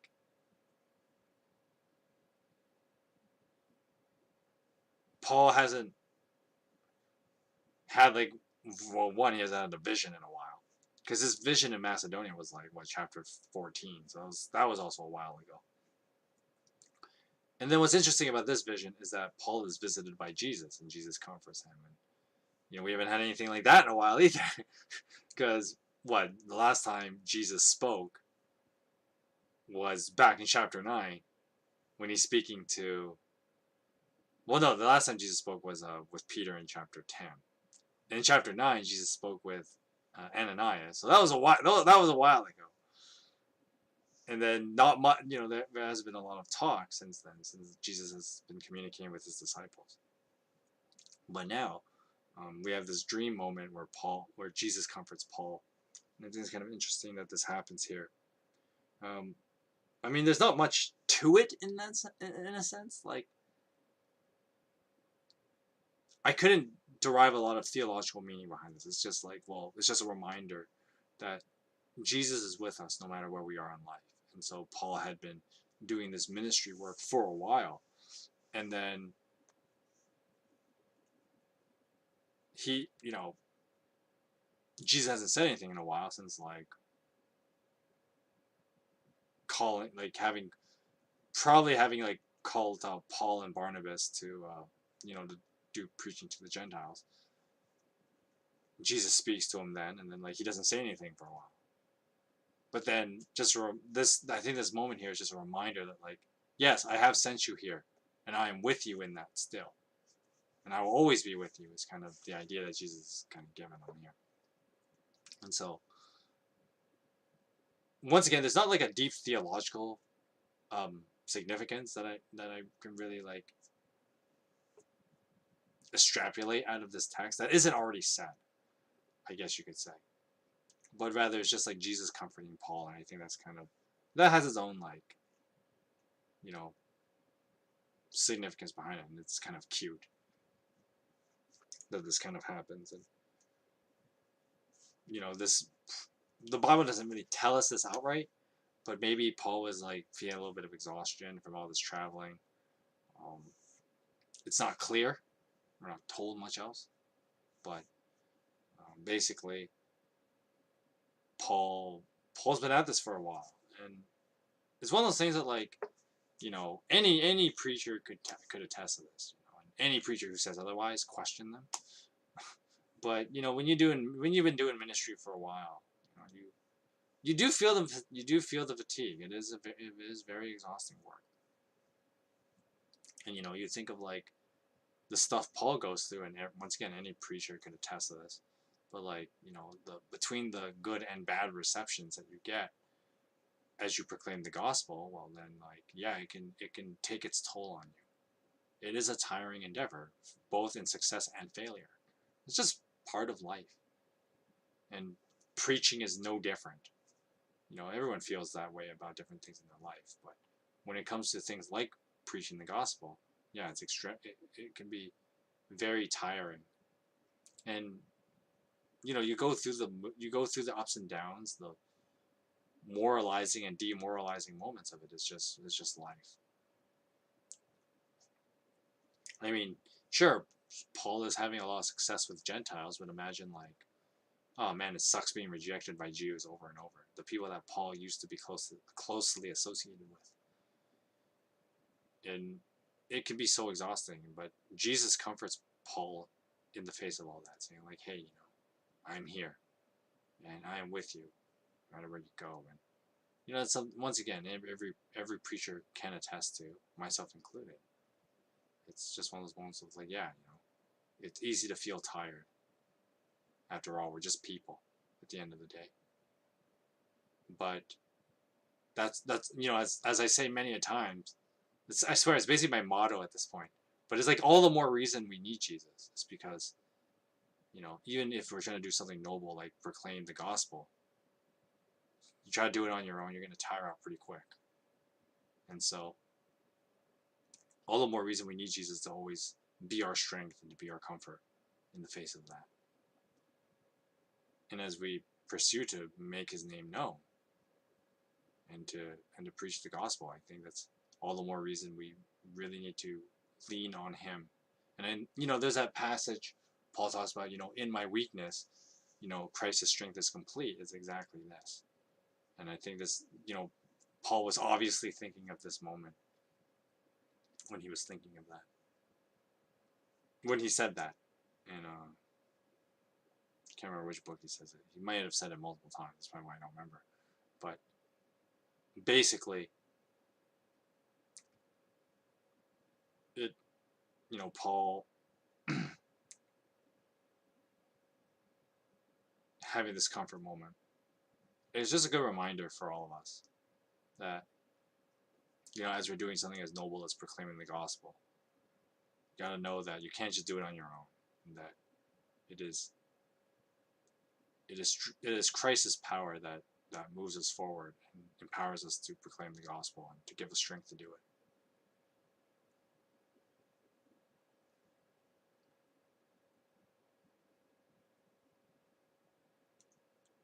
Anyway, let's just skip this whole like mini riot thing that happens. It's kind of like this is kind of a comical moment actually. I mean, it's not that different from the whole thing with Jason and Thessalonica, where like people, some Jewish people are just causing shit as you do, but people are just causing shit. And so here it gets actually kind of brutal, where like, some of these Jewish guys just beat the absolute crap out of Sosthenes, the synagogue leader. They just like beat the crap out of him, and then like the Greek proconsul Gallio was just like, I can't be bothered. Leave me alone. And it's kind of it's like the Bible I think like the Bible's supposed to tell it as like a serious story, but then at the same time, you look at these people's reactions, and you're just like, this is this like a comedy? Like is this like a joke? I mean, maybe the comedic effect of this story is kind of meant to contrast, not exactly like counteract rather, but it's like a weird contrast, I guess, in some ways, to the more somber moment with Paul. Paul has this like moment of weakness. He needs to be comforted by Christ, and life is hard, and coming to grips with that reality, as I've just kind of had that whole somber moment with you guys just now. But then the Bible just immediately turns like this kind of funny moment where like Jews going in a riot, beating the shit out of some random dude, and then like the Greek proconsul just not giving a damn, right? Like it's so ridiculous. It's kind of like a silly moment in the Bible, and I guess the Bible just records it for laughs, because it is kind of like, when you read the story again, read it yourself, it's kind of like, why is this here? It's just like a stupid moment for the sake of having a stupid moment. Maybe, maybe on a meta narrative perspective or something. This is me just throwing this out there though. Once again, this is me thinking now. But maybe this is there to part of that whole like legitimacy of the Bible, where people might be skeptical of a religious text if it's too perfect. Whereas dumbass moments like this just remind you that the Bible is a realistic text, and that it does reflect reality in all its craziness, including stupid moments like this. Maybe that's what's going on. Maybe that's the reason why this is here. I can't confirm that. I don't know. But I mean, it makes sense in my head, but just because it makes sense in my head doesn't mean it's legit. But I mean, it makes sense, and it does add a little bit of humor. I think the Bible, and once again, the Book of Acts has other moments, and we're gonna read it in like a few chapters of another moment that's just like kind of out there, and it's kind of meant to be like stupid and crazy for the sake of being stupid and crazy, because the Bible just does this. And so this story of like a bunch of Jewish guys having a riot and attacking the synagogue leader while the proconsul does nothing, it's kind of like just there. It's just there to be silly. And I think that's another reason why the Book of Acts is so great, because it just has moments like it just has moments where the Bible's being stupid for the sake of being stupid and no other reason. Because I can't, please enlighten me if there's like a significant theological reason why this story is here. I couldn't give you a good theological reason why this story is here. It's just, I can give you once again, I gave the whole narrative reason of like a contrast to the somber moment with Paul, and then we have a comedy moment for the sake of comedy.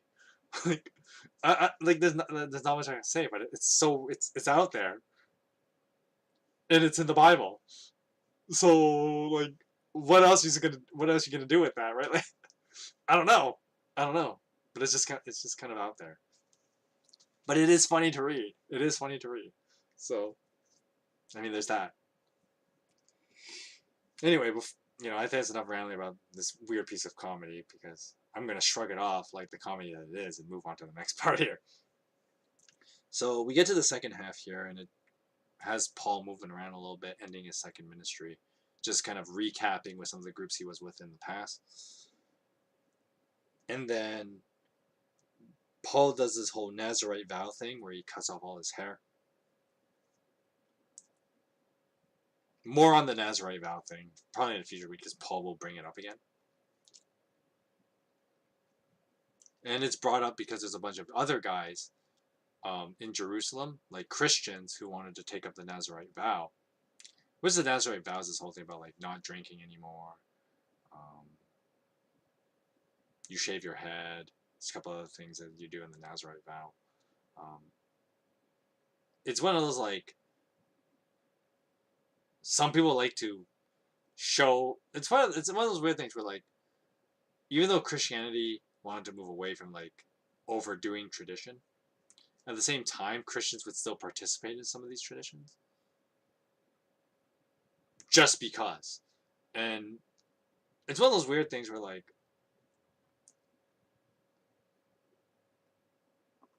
once again, you couldn't theologically explain why we still do some traditions, but we kind of just do them because we're people, and tradition maintains order in our life. Because I think that's once again one of the contrasting natures of Christianity, is that if Christianity is all about breaking tradition, there's a possibility that some people may be against Christianity because they think it may lead to anarchy. If Christianity is all about, moving away from tradition, but yet some people maintain tradition for the sake of order in their life, which is kind of a weird way of looking at it, but whatever. It's kind of like the idea of like Chinese Christians. They still participate in like lion dances and festivals like that. They still do it, even though like it's not necessary in your spiritual life at all. But yet Chinese Christians still do it. So they still do Chinese Christians still do red pocket money, right? It's just something that maintains order, because once think, okay, red pocket money is a good example actually, not the. So like red pocket money, people usually associate with like Chinese New Year and good luck. But Chinese Christians do it when they, give like a gift to like a pastor, guest speaker. We red pocket a guest speaker at a Chinese church. Yeah, we do that. Of course, we don't think of like good luck when we're giving a guest speaking pastor red pocket money. But the red pocket money is an orderly way of being polite. It's an orderly way of wishing someone well when you give them money, which is once again the whole good luck thing with New Year's. Is like, oh, we wish you to have a good year. And so some people may say good luck or whatever, but in the Christian world we may not say it's good luck, but we're still wishing people well as they go on to the next place that they're going to go to, or go back to the church or whatever. We still do red pocket money in church because there's order to, like, you don't just give someone cash in hard cold cash. You put it in a nice sealed envelope, and that's what the red pocket's for. And so they're like, there's an orderly sense to it, and so that's why we keep doing it, even if like, oh, in Christianity you don't have to be as formal. That's not necessary, but at the same time, we want to maintain that politeness in the Chinese culture, so we still do red pocket. And so in the same way, the Nazarite vow is like, okay, you don't have to abstain from these things, like, for example, alcohol in Christianity, but sometimes you want to show that extra level of devotion that you're not going to even let yourself be tempted or something like that. Then you take the Nazarite vow, because it's just an added form of politeness and being good to your fellow man. Because you think of like people who recover from alcoholism and that they don't drink, even though they're like, one, they become sober, two, they become Christian, and so, but they'll take like, and I know guys in like the recovery program, when I used to volunteer at the Union Gospel, that do that. They take like kind of something like a vow of no alcohol, because it's just smart, and that they don't want to be tempted, and so they take vows upon themselves. Now the vow is not necessary, It's not required. Okay? It doesn't make you more or less spiritual doing it. But rationally, they would tell you, like, from a rational perspective, that like this is just a smart thing to do. So why not do it? And so it's one of those weird things, right? Where um, there's like traditions that some Jewish people still follow, like the Jewish Christians, anyways. Even though they're like Jewish traditions, but the Christians still follow them, and it's probably just done out of like politeness. They don't want to piss anyone off, and part of that is also be like good faith. When it comes to like, okay, we Christians are different from you Jewish people, but we're still ethnically Jews. We're Israelites, and we want to show in good faith that like Christianity is not just about, you know, we're not here to dismantle what your way of living. We're not here to dismantle that. We're just offering a new alternative that's more liberating and free to people.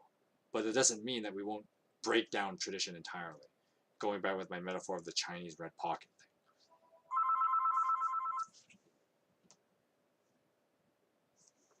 That is not my phone call. My other phone call never came. I have to guess I gotta try again later or something. But anyway. Oh yeah, I lost your shit. Oh yeah, so Paul does this whole shaving his head thing. And then he travels around for a little bit. And then he goes to Ephesus. And then Priscilla and Aquila are accompanying him. There. Sorry. No, stop!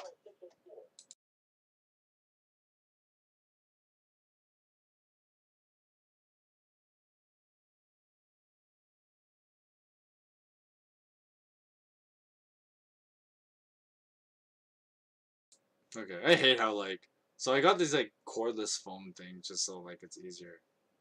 So for instance, because of my house we still use a landline because we're old fogies. But at the same time you can't just have like the one landline.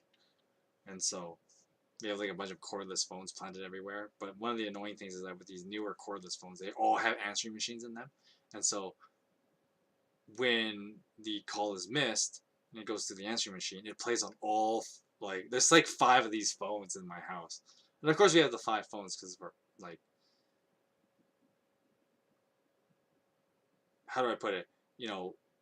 Let's say I'm in front of my computer. I can't be bothered to run up the stairs to the main phone, right? But it's annoying that like all 5 of the phones will play the answering machine. It's annoying, but you just gotta deal with it, right? Anyway, apologies. Back to Aquila and Priscilla and traveling with Paul. And then after Paul leaves Ephesus, the 2 of them stick around in Ephesus. And of course, the book of Acts would bring this up once again because the church in Ephesus would have been well aware of who Paul and Aquila were. And more importantly, they would have been extremely aware of this new character that shows up, Apollos. Once again, Apollos only appears in chapter 18. But if you read through the book of Ephesians, Apollos he's pretty well known. And there's been debates about like who's the best church leader that like the Christians would have, and then Paul tells them, "Oh, that's not important. You know, ultimately it's God who makes the church grow. It's God who, you know, leads you to faith, etc., etc." And so there's a passage in Ephesians about how like, well, I planted the seed, Apollos watered it, but God made it grow. That's where the church planting metaphor comes in. But basically, Apollos would have been someone very well known. That like Apollos' name appears in multiple of the letters. He appears in Corinthians. He appears in Ephesians. He appears in Philippians. Because Apollos was we assume he was a very prominent, popular Bible teacher. And so Acts 18 introduces him and talks about him a little bit more than it does like Jason, for example. But Apollos is talked about quite a bit here. And so, well, who is he? So Apollos was a Jew from Alexandria. So Alexandria is also similar to Athens in that it was a center of learning. Alexandria is in Egypt. And of course, Egypt being the oldest civilization, and there's the famous legend of the Library of Alexandria and how the Library of Alexandria was supposedly the center fount of knowledge. Because the idea was, Egypt was the oldest civilization, one of them anyway. And it was one of the most powerful nations for sure. Then it would have been a center point of trade and knowledge. And so the legend, as legend goes, there was a library built that had scrolls and information from throughout time, since like the earliest days of writing. And anything that was written, there was a copy of it in Alexandria. That's kind of the legendary part of it. Now to the more historical part of it. So the library of Alexandria, since Alexandria was the main learning place in Egypt,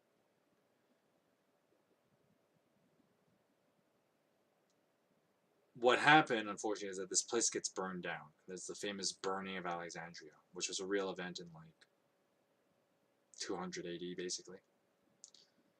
And after Alexandria was burned, well, all this knowledge was lost. And then, of course, you go back to the legends part about like, if you were able to find this place, unearth like the deepest parts, there might have been parts of like the library that were spared of the burning. But once again, that's more legend and optimism after the whole tragedy of the burning of Alexandria. But basically, the case in point is that Alexandria, similar to Athens, was a centerpiece of learning and culture. And so for Apollos to come from there, once again, similar to I was talking with the Berean guys earlier in chapter 17, Apollos makes a big deal out of being well learned and well read. After all, he's from Alexandria, so they prided themselves in that they were the really smart people. And so we have Apollos who's from there. And what's interesting is that Apollos, it's kind of funny on the one hand, like Apollos he's very well read, but he is clearly the guy who lives under a rock. Because, you could, like, if you were to make a modern parallel of Apollos today, Apollos is that, like, he's that nerd who, like, totally, like, lives in his mom's basement. All he does is read. He doesn't interact with the world very often. Because what's funny is that he comes out here in chapter 18, and he starts proclaiming, like, stuff about the Messiah. But clearly, he's kind of, like, way behind on current events. Because the Bible talks about how, like, he only knew the baptism of John. Which would have included stuff like, okay, he would have known about all the prophecies of the Messiah coming and all that. He would have known that, like, the Messiah was someone who would need to suffer. The stuff that Paul would reason with the Jews. So Apollos would have known all that. But the problem is Apollos doesn't know that it had already happened, if that makes sense. So he would have known all the prophecies. He would have known them very well. And so if he had met Jesus, he would have known exactly who Jesus was. But the problem is Apollos is showing up at a time long after Jesus ascended into heaven. Because remember, at this point in time, in this point in the book of Acts, we're kind of on that later end of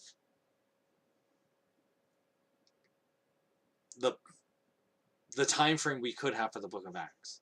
So if you remember, I did mention in the very first reading of the book of Acts that the book of Acts takes place from roughly 30 AD, so right after Jesus dies and rises again, so 30 AD, give or take, to roughly 65 AD, because remember, the book of Acts ends a couple years before Paul is beheaded, and we do have a date for Paul being beheaded in 67 AD. So we're kind of in the later part of this. We're probably like 60 something AD here. Let's say 60 AD, because the last few chapters of the book of Acts all happen in a very small time frame, and so we don't have a lot of time skipping. We've done most of the time skipping already. But you think of like, the time skipping back in chapter 5. And then we have Paul's whole 14-year time skip thing in chapter 9 and chapter 10. And then we catch up with Paul again in chapter 12. Or chapter 11, sorry. And stuff like that. So we've gone through all the time jumps, which is well later after Jesus rose from the dead, let alone knowing Jesus was walking around on earth. So we have to minus the 3 years from that. So if Apollos is rough, like if Acts 18 roughly takes place somewhere between, oh, now my doctor is calling, so just give me a second.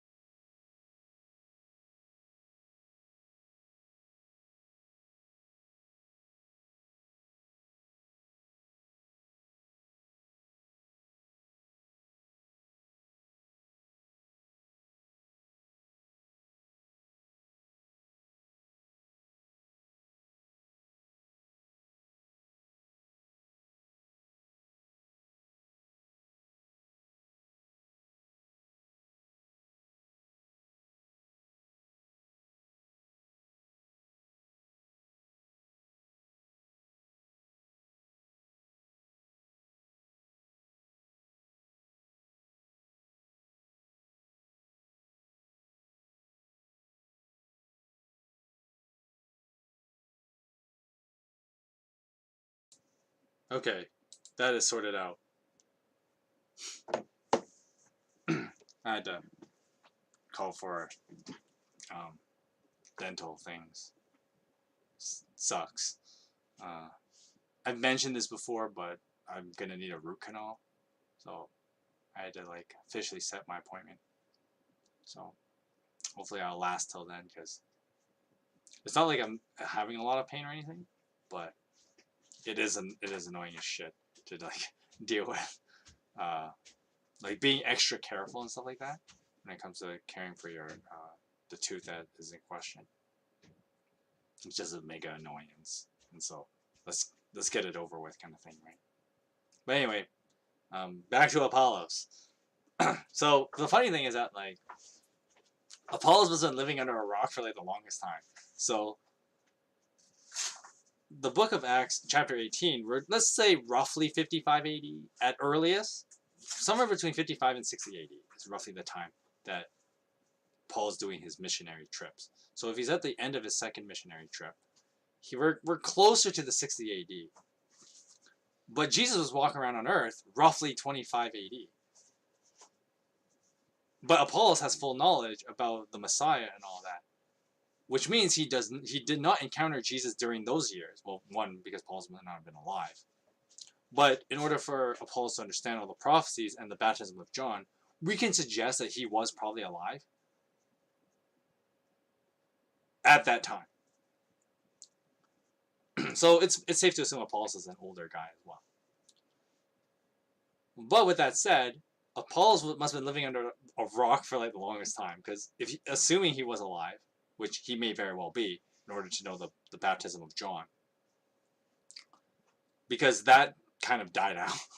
We don't hear to be fair, we haven't heard of the baptism of John since the book of Luke, which was sometime before the book of Acts takes place. And so Apollos doesn't know who Jesus is. And of course, once again, he would have missed the potential of people from Acts 2 who would have received the Holy Spirit along with Peter in Acts 2, and when Peter converted 3,000 people.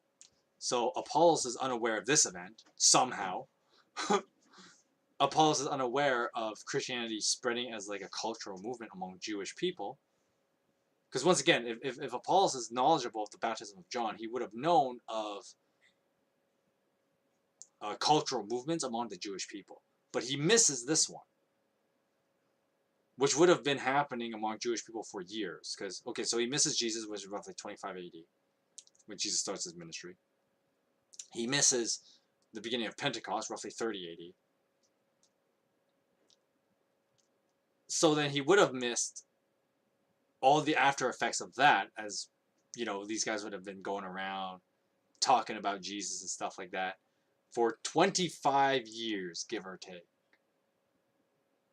25 to 30 years, as between 30 AD, Day of Pentecost time period, and the end of Paul's second missionary trip, roughly 60 AD. And so Apollos would have missed. How did he miss hearing about this for all this time? And then it's funny because then, Apollos goes to these synagogues and he says something like, the Messiah is coming! And then it's funny because like the Bible kind of like does this whole like, Priscilla and Aquila, they like take Apollos to the sun. They're like, you've been living under a rock, my guy, because the Messiah's already come. His name's Jesus and all that, right? The very guy you're talking about, like, yeah, he already did all the stuff you just mentioned he was gonna do. It already happened. Which begs the question, like, that was so awkward. Like, oof, right? Like, it just shows that, like, it makes me think that, like, Apollos lived under a rock his whole life. Or I guess you could say he was buried in the books of Alexandria for that long or something. But it's just kind of funny, like, he did not know anything that was going on. And it's just kind of funny that, like, yeah, that happened. But then, of course, the Bible does say that once Priscilla and Aquila, they told them about Jesus and not corrected, but see, that's the funny thing. I wouldn't say that they corrected him. More like they got him up to speed, because clearly he was not up to speed. And so they're like, oh, let's get you up to speed, buddy. Because it's not like, and then of course, like, the Bible just says that, like, yeah, Apollos was super receptive. He was just kind of behind the times. And so as soon as Priscilla and Aquila tell Apollos about Jesus and bring him up to speed, boom, Apollos is being an effective preacher. He's like on fire, and he's just like going around refuting his Jewish opponents in public debate. Like, he clearly was like, he knew what he was talking about, and he knew all the prophecies and stuff like that. He was just kind of, a little behind on the times. And quite a bit, for Christianity to be around for like 20 some odd years, and for him to not catch on right away. I don't know. I just find that's kind of funny. It's weird, but it is funny. They're like, yeah, that happened. That was a thing. But then, of course, Apollos ends up being an effective preacher of the scriptures. And of course, once again, the original audience of the book of Acts would have been very well aware of this, because you read like in Corinthians and Ephesians that like there were debates going on among Christians about who was the better speaker, who was the better Christian leader, I guess. Kind of like how today, there's like debates of like who is the better Bible teacher between people like Tim Keller and Ravi Zachariah before the whole controversy, right? And stuff like that. There were debates of who was the better like Bible preacher, and so once again, it's just like today, same kind of thing back then. In the book of Ephesians and Corinthians, they bring up like, well, who, the whole I follow Peter or I follow Paul or I follow Apollos. So Apollos was clearly up there, to be rivaling Paul. This guy going around planting churches all over the place. Peter, the first pope. And then Apollos just shows up and he's like already contending as like the most popular preacher in their day. So clearly he's good at what he does. And so the audiences of the book of Acts would have they would have been well aware of this, but for us as modern readers to catch on to kind of what was these dynamics going on here with the believers and how they had to deal with all these like up and coming preachers. But Apollos clearly was a very well spoken preacher, as he was quite popular. Even though, once again, from the book of Acts, we don't hear any more of him. You only hear about him in the letters of Paul, as he settles some whole, and of course he settles the whole debate of like, well, it's not about who's the best speaker. It's about believing in Christ, and what you should care about is that we are all effectively doing that. And that's why it's not about us. It's about you guys hearing the gospel. And so Paul settles that whole debate. But the fact that Apollos has this, he is pitted against, the greatest missionary of all time and the first pope. So I mean that means you're doing pretty well if you're pitted against those two. So points to Apollos. And of course, there's the significance of Apollos' name, which is interesting because he's supposed to be a Jew. He's from Egypt, but he's got an interesting Greek name as well. Well, he has a weird, like, once again, Greco-Roman name. It's not a flat-out Greek name like Jason is, but Apollos would have obviously been like a name attributed to like think of it like a religious name. Apollos is carrying a religious name, but it's not a Jewish religious name. Apollos is carrying around a Greco-Roman religious name. As Apollos would be attribute. It's a similar name where like it's supposed to describe like the greatness of Apollo. And so once again, Apollo is the Greek god of like music, poetry, the arts, if you will. And so it's supposed to signify from an etymology kind of perspective, Apollos' name reflects his personality of being like very well read. He's very intelligent. He's a master of the arts, if you will. And so there's that bit to it as well, but there's not much more I can really extrapolate from that. It's just the whole thing of his name being Apollos, from an etymological perspective, is all about just adding on to the fact that he was well read. As I mentioned before, you could have guessed that from the fact he's from Alexandria, that he would be very literate. He would be very literate. But naming him Apollos is just like case in point. He's a smart guy. And so the Bible introduces him to us, and to the original audiences in the book of Acts, they would have been very well aware of who he was, as he would be one of the most popular preachers in, from their perspective. So chapter 18 ends with introducing Apollos, and then we move on to Paul's last missionary trip, which doesn't actually last very long. And part of that may very well be because Paul is getting a lot older. To be fair, we didn't really talk about this much. I didn't really talk about it much because I don't think it's that important. But the Bible does kind of bring it up here and there in the Paul letters. But something I didn't really bring up, and I'm only going to talk about it briefly now. We'll talk about it more as we get to the end of the book of Acts. But Paul's age. Now, as I mentioned before, Apollos clearly isn't a young guy either, because if he's aware of John's baptism, he must have been alive during John's baptism time. And so he might have been a young guy then, but that doesn't mean, even with that being said, by the time we get to Acts 18, John's baptism is like 20 AD, give or take.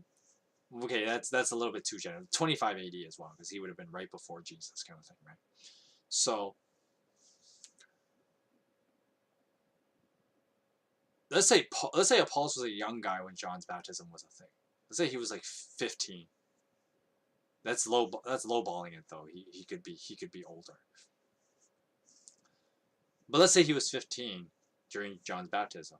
Well, by the time we get to 60 AD, that would make Apollos like almost 35 years later. So simple math would say that would make him 50. So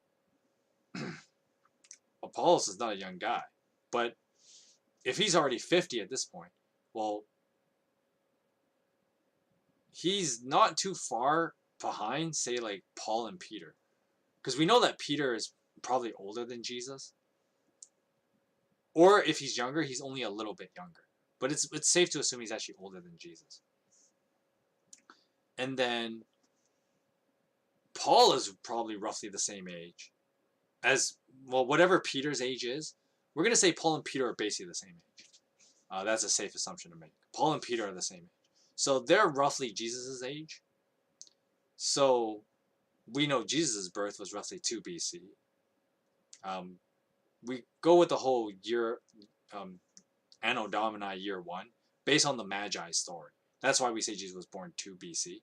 Because the Magi show up a couple years later. I mentioned this in the whole Nativity stream, so you can go look that up. But basically, Jesus was roughly like in his early 30s in his ministry.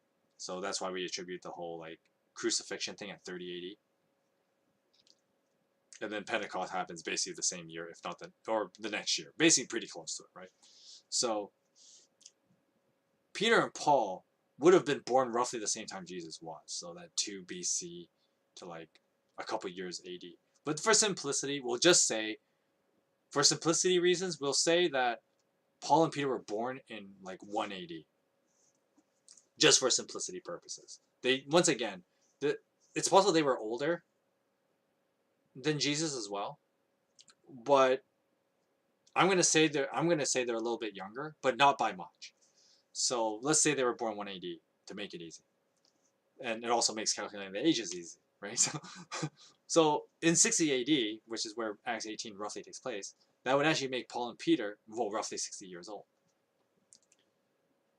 Now, Peter is still writing quite a bit when we get to the letters of Peter, because the letters of Peter take place after Paul has written his letters. Now, of course, once again, the book of Acts itself is written much later. So there's that whole thing of where Peter's letters would fit into this, but not relevant. We know that Peter's letters are after Paul's letters, and Paul's letters would be roughly like early 60s AD. And the reason why we can guess this is because, one, it would happen after the missionary trips, because Paul is now writing back to them after they've written stuff to him. Of course, the problem with that is the contextual problem of reading all of Paul's letters. The contextual problem we run into with reading all of Paul's letters is that Paul is responding to stuff in the letters, and so there's that contextual piece there. But the problem is we don't have the original letter. So basically, when we're reading like the book of Corinthians, Ephesians, Philippians, Galatians, etc. What we're reading is a response letter. So Paul is responding to something, but we don't have the original. Letter that those churches would have sent to him. Those have been lost to history, unfortunately. It's just the way it is. And so Paul is responding to a bunch of things. And Peter's letters would have been after that. Peter does make a reference in 2 Peter about reading Paul's stuff and saying, like, man, that stuff is complicated. And, Peter is probably right in pointing that out. And so Peter points out, like, oh, yeah, you got Paul's letters and they're difficult to read, but, I can tell you this much. That's kind of what Peter does. And so that means the letters of Peter are written roughly like mid to late 60s AD, because Paul would have been writing early 60s AD. And this would have been during his time when he was a prisoner. He was moving around between prisons, but when Christians talk about, like, Paul was a prisoner in Rome, he doesn't actually stay in one place. He's moved around quite a bit, which would have been quite the hassle. But that's besides the point. The point is that Paul was writing these letters while he was moving from prison to prison, basically. And then that would have been like mid or early 60s AD, which, Paul's a pretty old guy. We know that Paul is definitely an old guy by the time he's writing there, because he references, like, his body's failing him. He references, like, the need of having trouble keeping warm at night because his body's weaker, stuff like that. We know he's an old guy. And so with that said, we know these guys are not young, which is kind of funny, but as we read through the book of Acts, and it's weird because the book of Acts does the whole time jump thing, and that's why people forget that, like, actually these guys are kind of old. It's because we forget that time skips do occur, like in anime.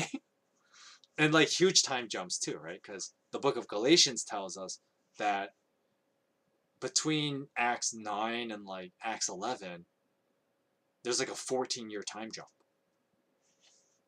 Because in Galatians, there's the whole thing where Paul talks about how he was 14 years away, studying the scriptures and, understanding the gospel for 14 years. It wasn't an overnight thing that Paul was going around in Antioch reasoning with people that Jesus was the Christ. And, there's an interesting thing in regards to that. I know there's not a study of the book of Galatians, but when we read through, and as I mentioned earlier in the stream, when the Bible points out that Paul would reason with people that Jesus was the Messiah, this wasn't like a overnight revelation that Paul had. It was something that he had to really study the scriptures for 14 years. And so it's one of those things that, like, time jumps are weird like that because anime logic, I guess. The Bible has anime logic you gotta deal with. Fun. But anyway, because of anime logic, it's like, okay, time jump. But then at the same time, it's like you have to assume a bunch of these things happened. So, for instance, Paul knowing the scriptures a lot more in those 14 years. And then, of course, his boldness in the gospel comes from that. And Paul does talk about that in the book of Galatians a little bit. But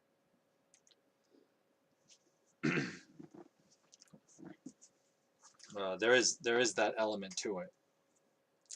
But I don't know why I'm going this weird tirade about, like, how old these guys are. But the original point I was getting at was that, like, when Apollo shows up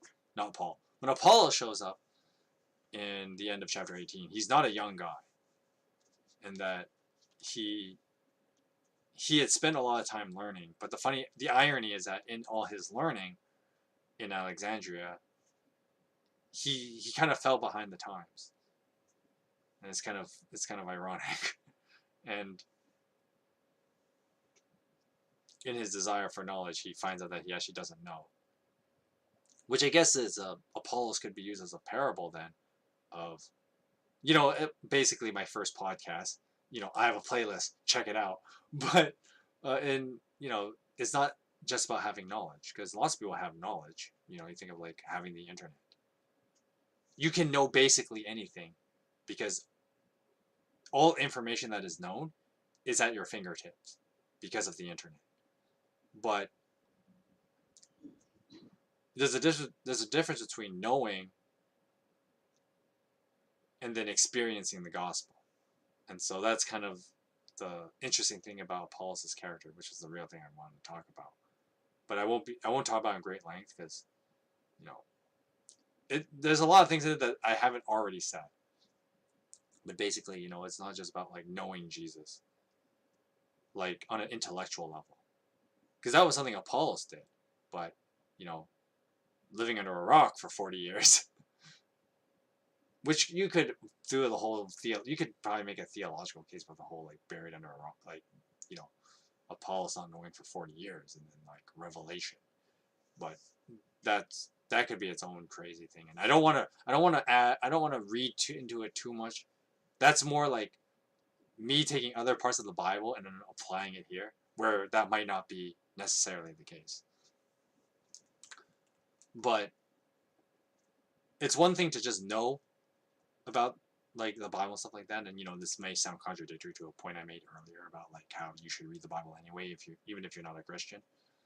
But at the same time, you know, belief doesn't come from just knowing. Which, once again, you could be a non-Christian, read through the entire Bible, understand it well, and still not be a Christian. Because it's more, you know, the gospel is more than just about knowing about something. And Apollos is a case in point in that. It's kind of what I'm getting at. And I think, you know, to my fellow believers, I think there needs to be a bit of a reminder as we read, you know, with this short little story about Apollos, just a reminder about how it's more than just about knowing, and it's about living out, you know, the commandments of God and living out your beliefs and stuff like that. Not that, you know, not to get confused with like works will save you, which is not what I'm saying. But what I am saying is that your faith must be more than words at the same time. I think there's that weird, as well as other like kind of paradoxes in the Bible, right? We are saved through faith alone, but at the same time, your faith does not only exist as an intellectual thing. I'm hoping I'm making sense there. I know that I'm like, we're heading toward the end of the stream, yet I'm throwing this very complex idea at you. But while our faith in Christ alone is what saves us, faith in itself is not merely an intellectual process. Which is probably why in the book of James talks about, you know, proving my faith through my works. I think the idea he was getting behind that. Oh, now you got the obligatory rushing water noise. But the obligatory, I want to finish this thought and then we're going to end the stream. The obligatory water noise is distracting me.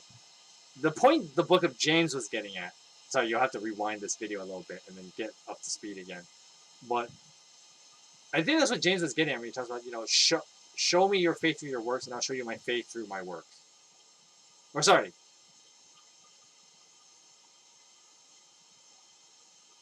Show your work. Okay. He said, he challenges his readers, like, show your works through your faith and I will show you my faith through my works. Weird, like James is addressing this weird ass paradox where, once again, while we are saved by faith alone, your faith is not only an intellectual rigor. There must be real actions and consequences behind your faith. And that's kind of what James is getting at. And with that said, that's something that we all must be reminded of, is that, like, yes, you know, it's easy to think that you're a believer. Now, I'm not trying to, I don't want to scare you with this either, but at the same time, if ministry isn't terrifying, you're doing it wrong, is also something I believe. But, you know, at the same time, you know, I don't want to scare you, but I have to scare you. Is that, like, you know, you cannot just have your faith life be only an intellectual thing. You must give evidence of that in your life. You know, and that's where the works thing comes in, right? And so I think the Apollo story is a good reminder that, like, yes, your faith life is not only an intellectual thing. And that's something that I think a lot of Christians have fallen into, that kind of that pitfall of thinking like, well, I could, and part of it is not solely a Christian's fault though. It's part of like the societal pressure of like keeping your religion to yourself kind of thing. And so people just kind of say like, well, I personally believe, and then like just kind of in my mind and in my heart I believe, and so that's all. That's adequate for my belief. But then they don't do much else with that.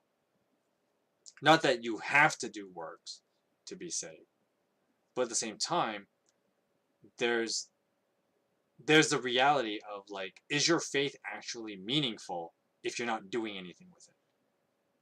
Right? It's like, just I think this is an illustration everybody can get, right? But like, if you were to talk about like, oh, you have someone you're in love with, and then you can talk about, you can think about it all you want, you can talk about it all you want about like how much you love so and so, but then you don't do a damn thing about it. Do you actually love that person? And I mean that, of course I use that illustration because that's very much the case with like belief in God. If you believe in God, then you would act as if you did. And so that's kind of the challenge that's brought up here. And I think the Apollo story, to wrap it up, is a good reminder to all Christians that our faith life is not just something in your head. It is not just something you read out of a book. Although once again, the scriptures are important. I'm not saying the scriptures aren't important, but it's more than that too. In that you must live out your faith life, and live in a way that the resurrection of Jesus Christ matters to you. That you live in and this is what Christians actually mean, although they word it in a very shitty way. That's what they actually mean when they talk about like, living in the resurrection power of Christ. The average person might think, well, what the hell do you mean by that? But it's like, it's living as if that actually mattered. And one is that's sharing the gospel because you want people to live. You want people to also participate in the resurrection life. That's why we proclaim the gospel. Stuff like that. But the point is that yes, my faith drives me to move forward and to live in a way that like, yes, ultimately resurrection life is what ultimately matters.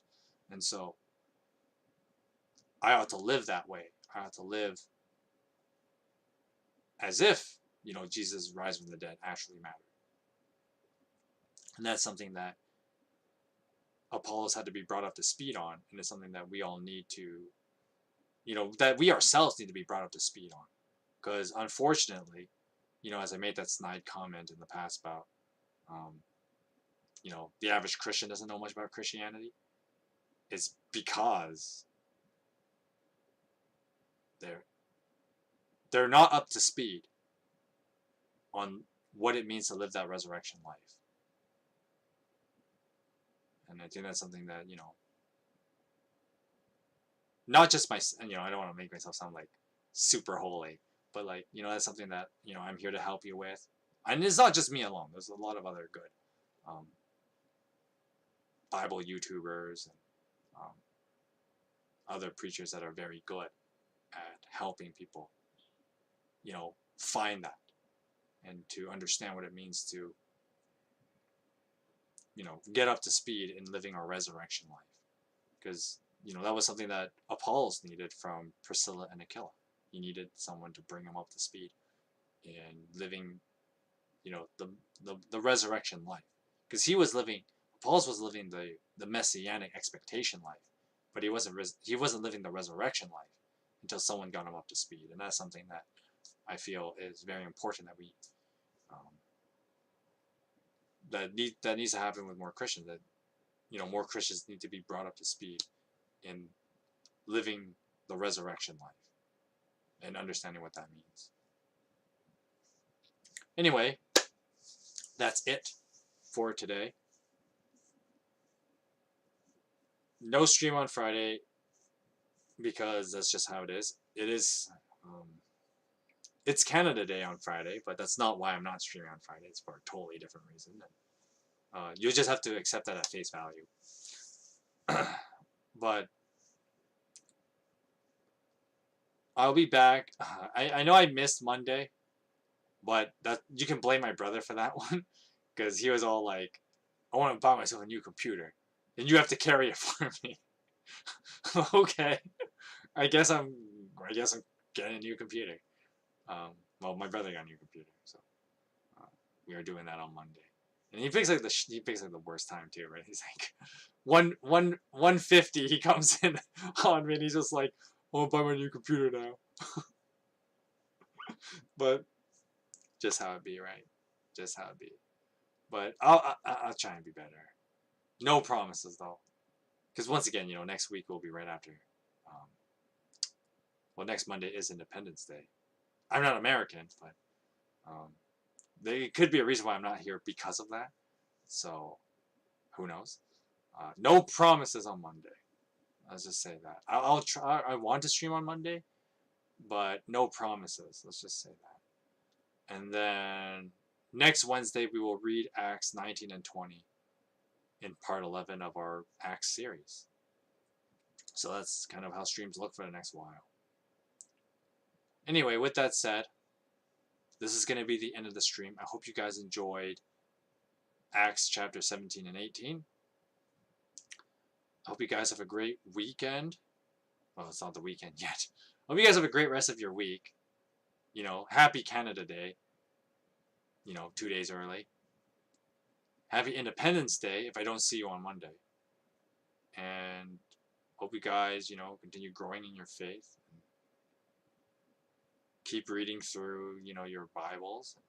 If you have questions, you can always shoot at me at Discord. I do have a link in the description. You can leave comments and whatnot if you have questions. But with that said, this is going to be the end. I hope you guys enjoyed. I will see you guys next week. Take care of yourselves, and God bless you.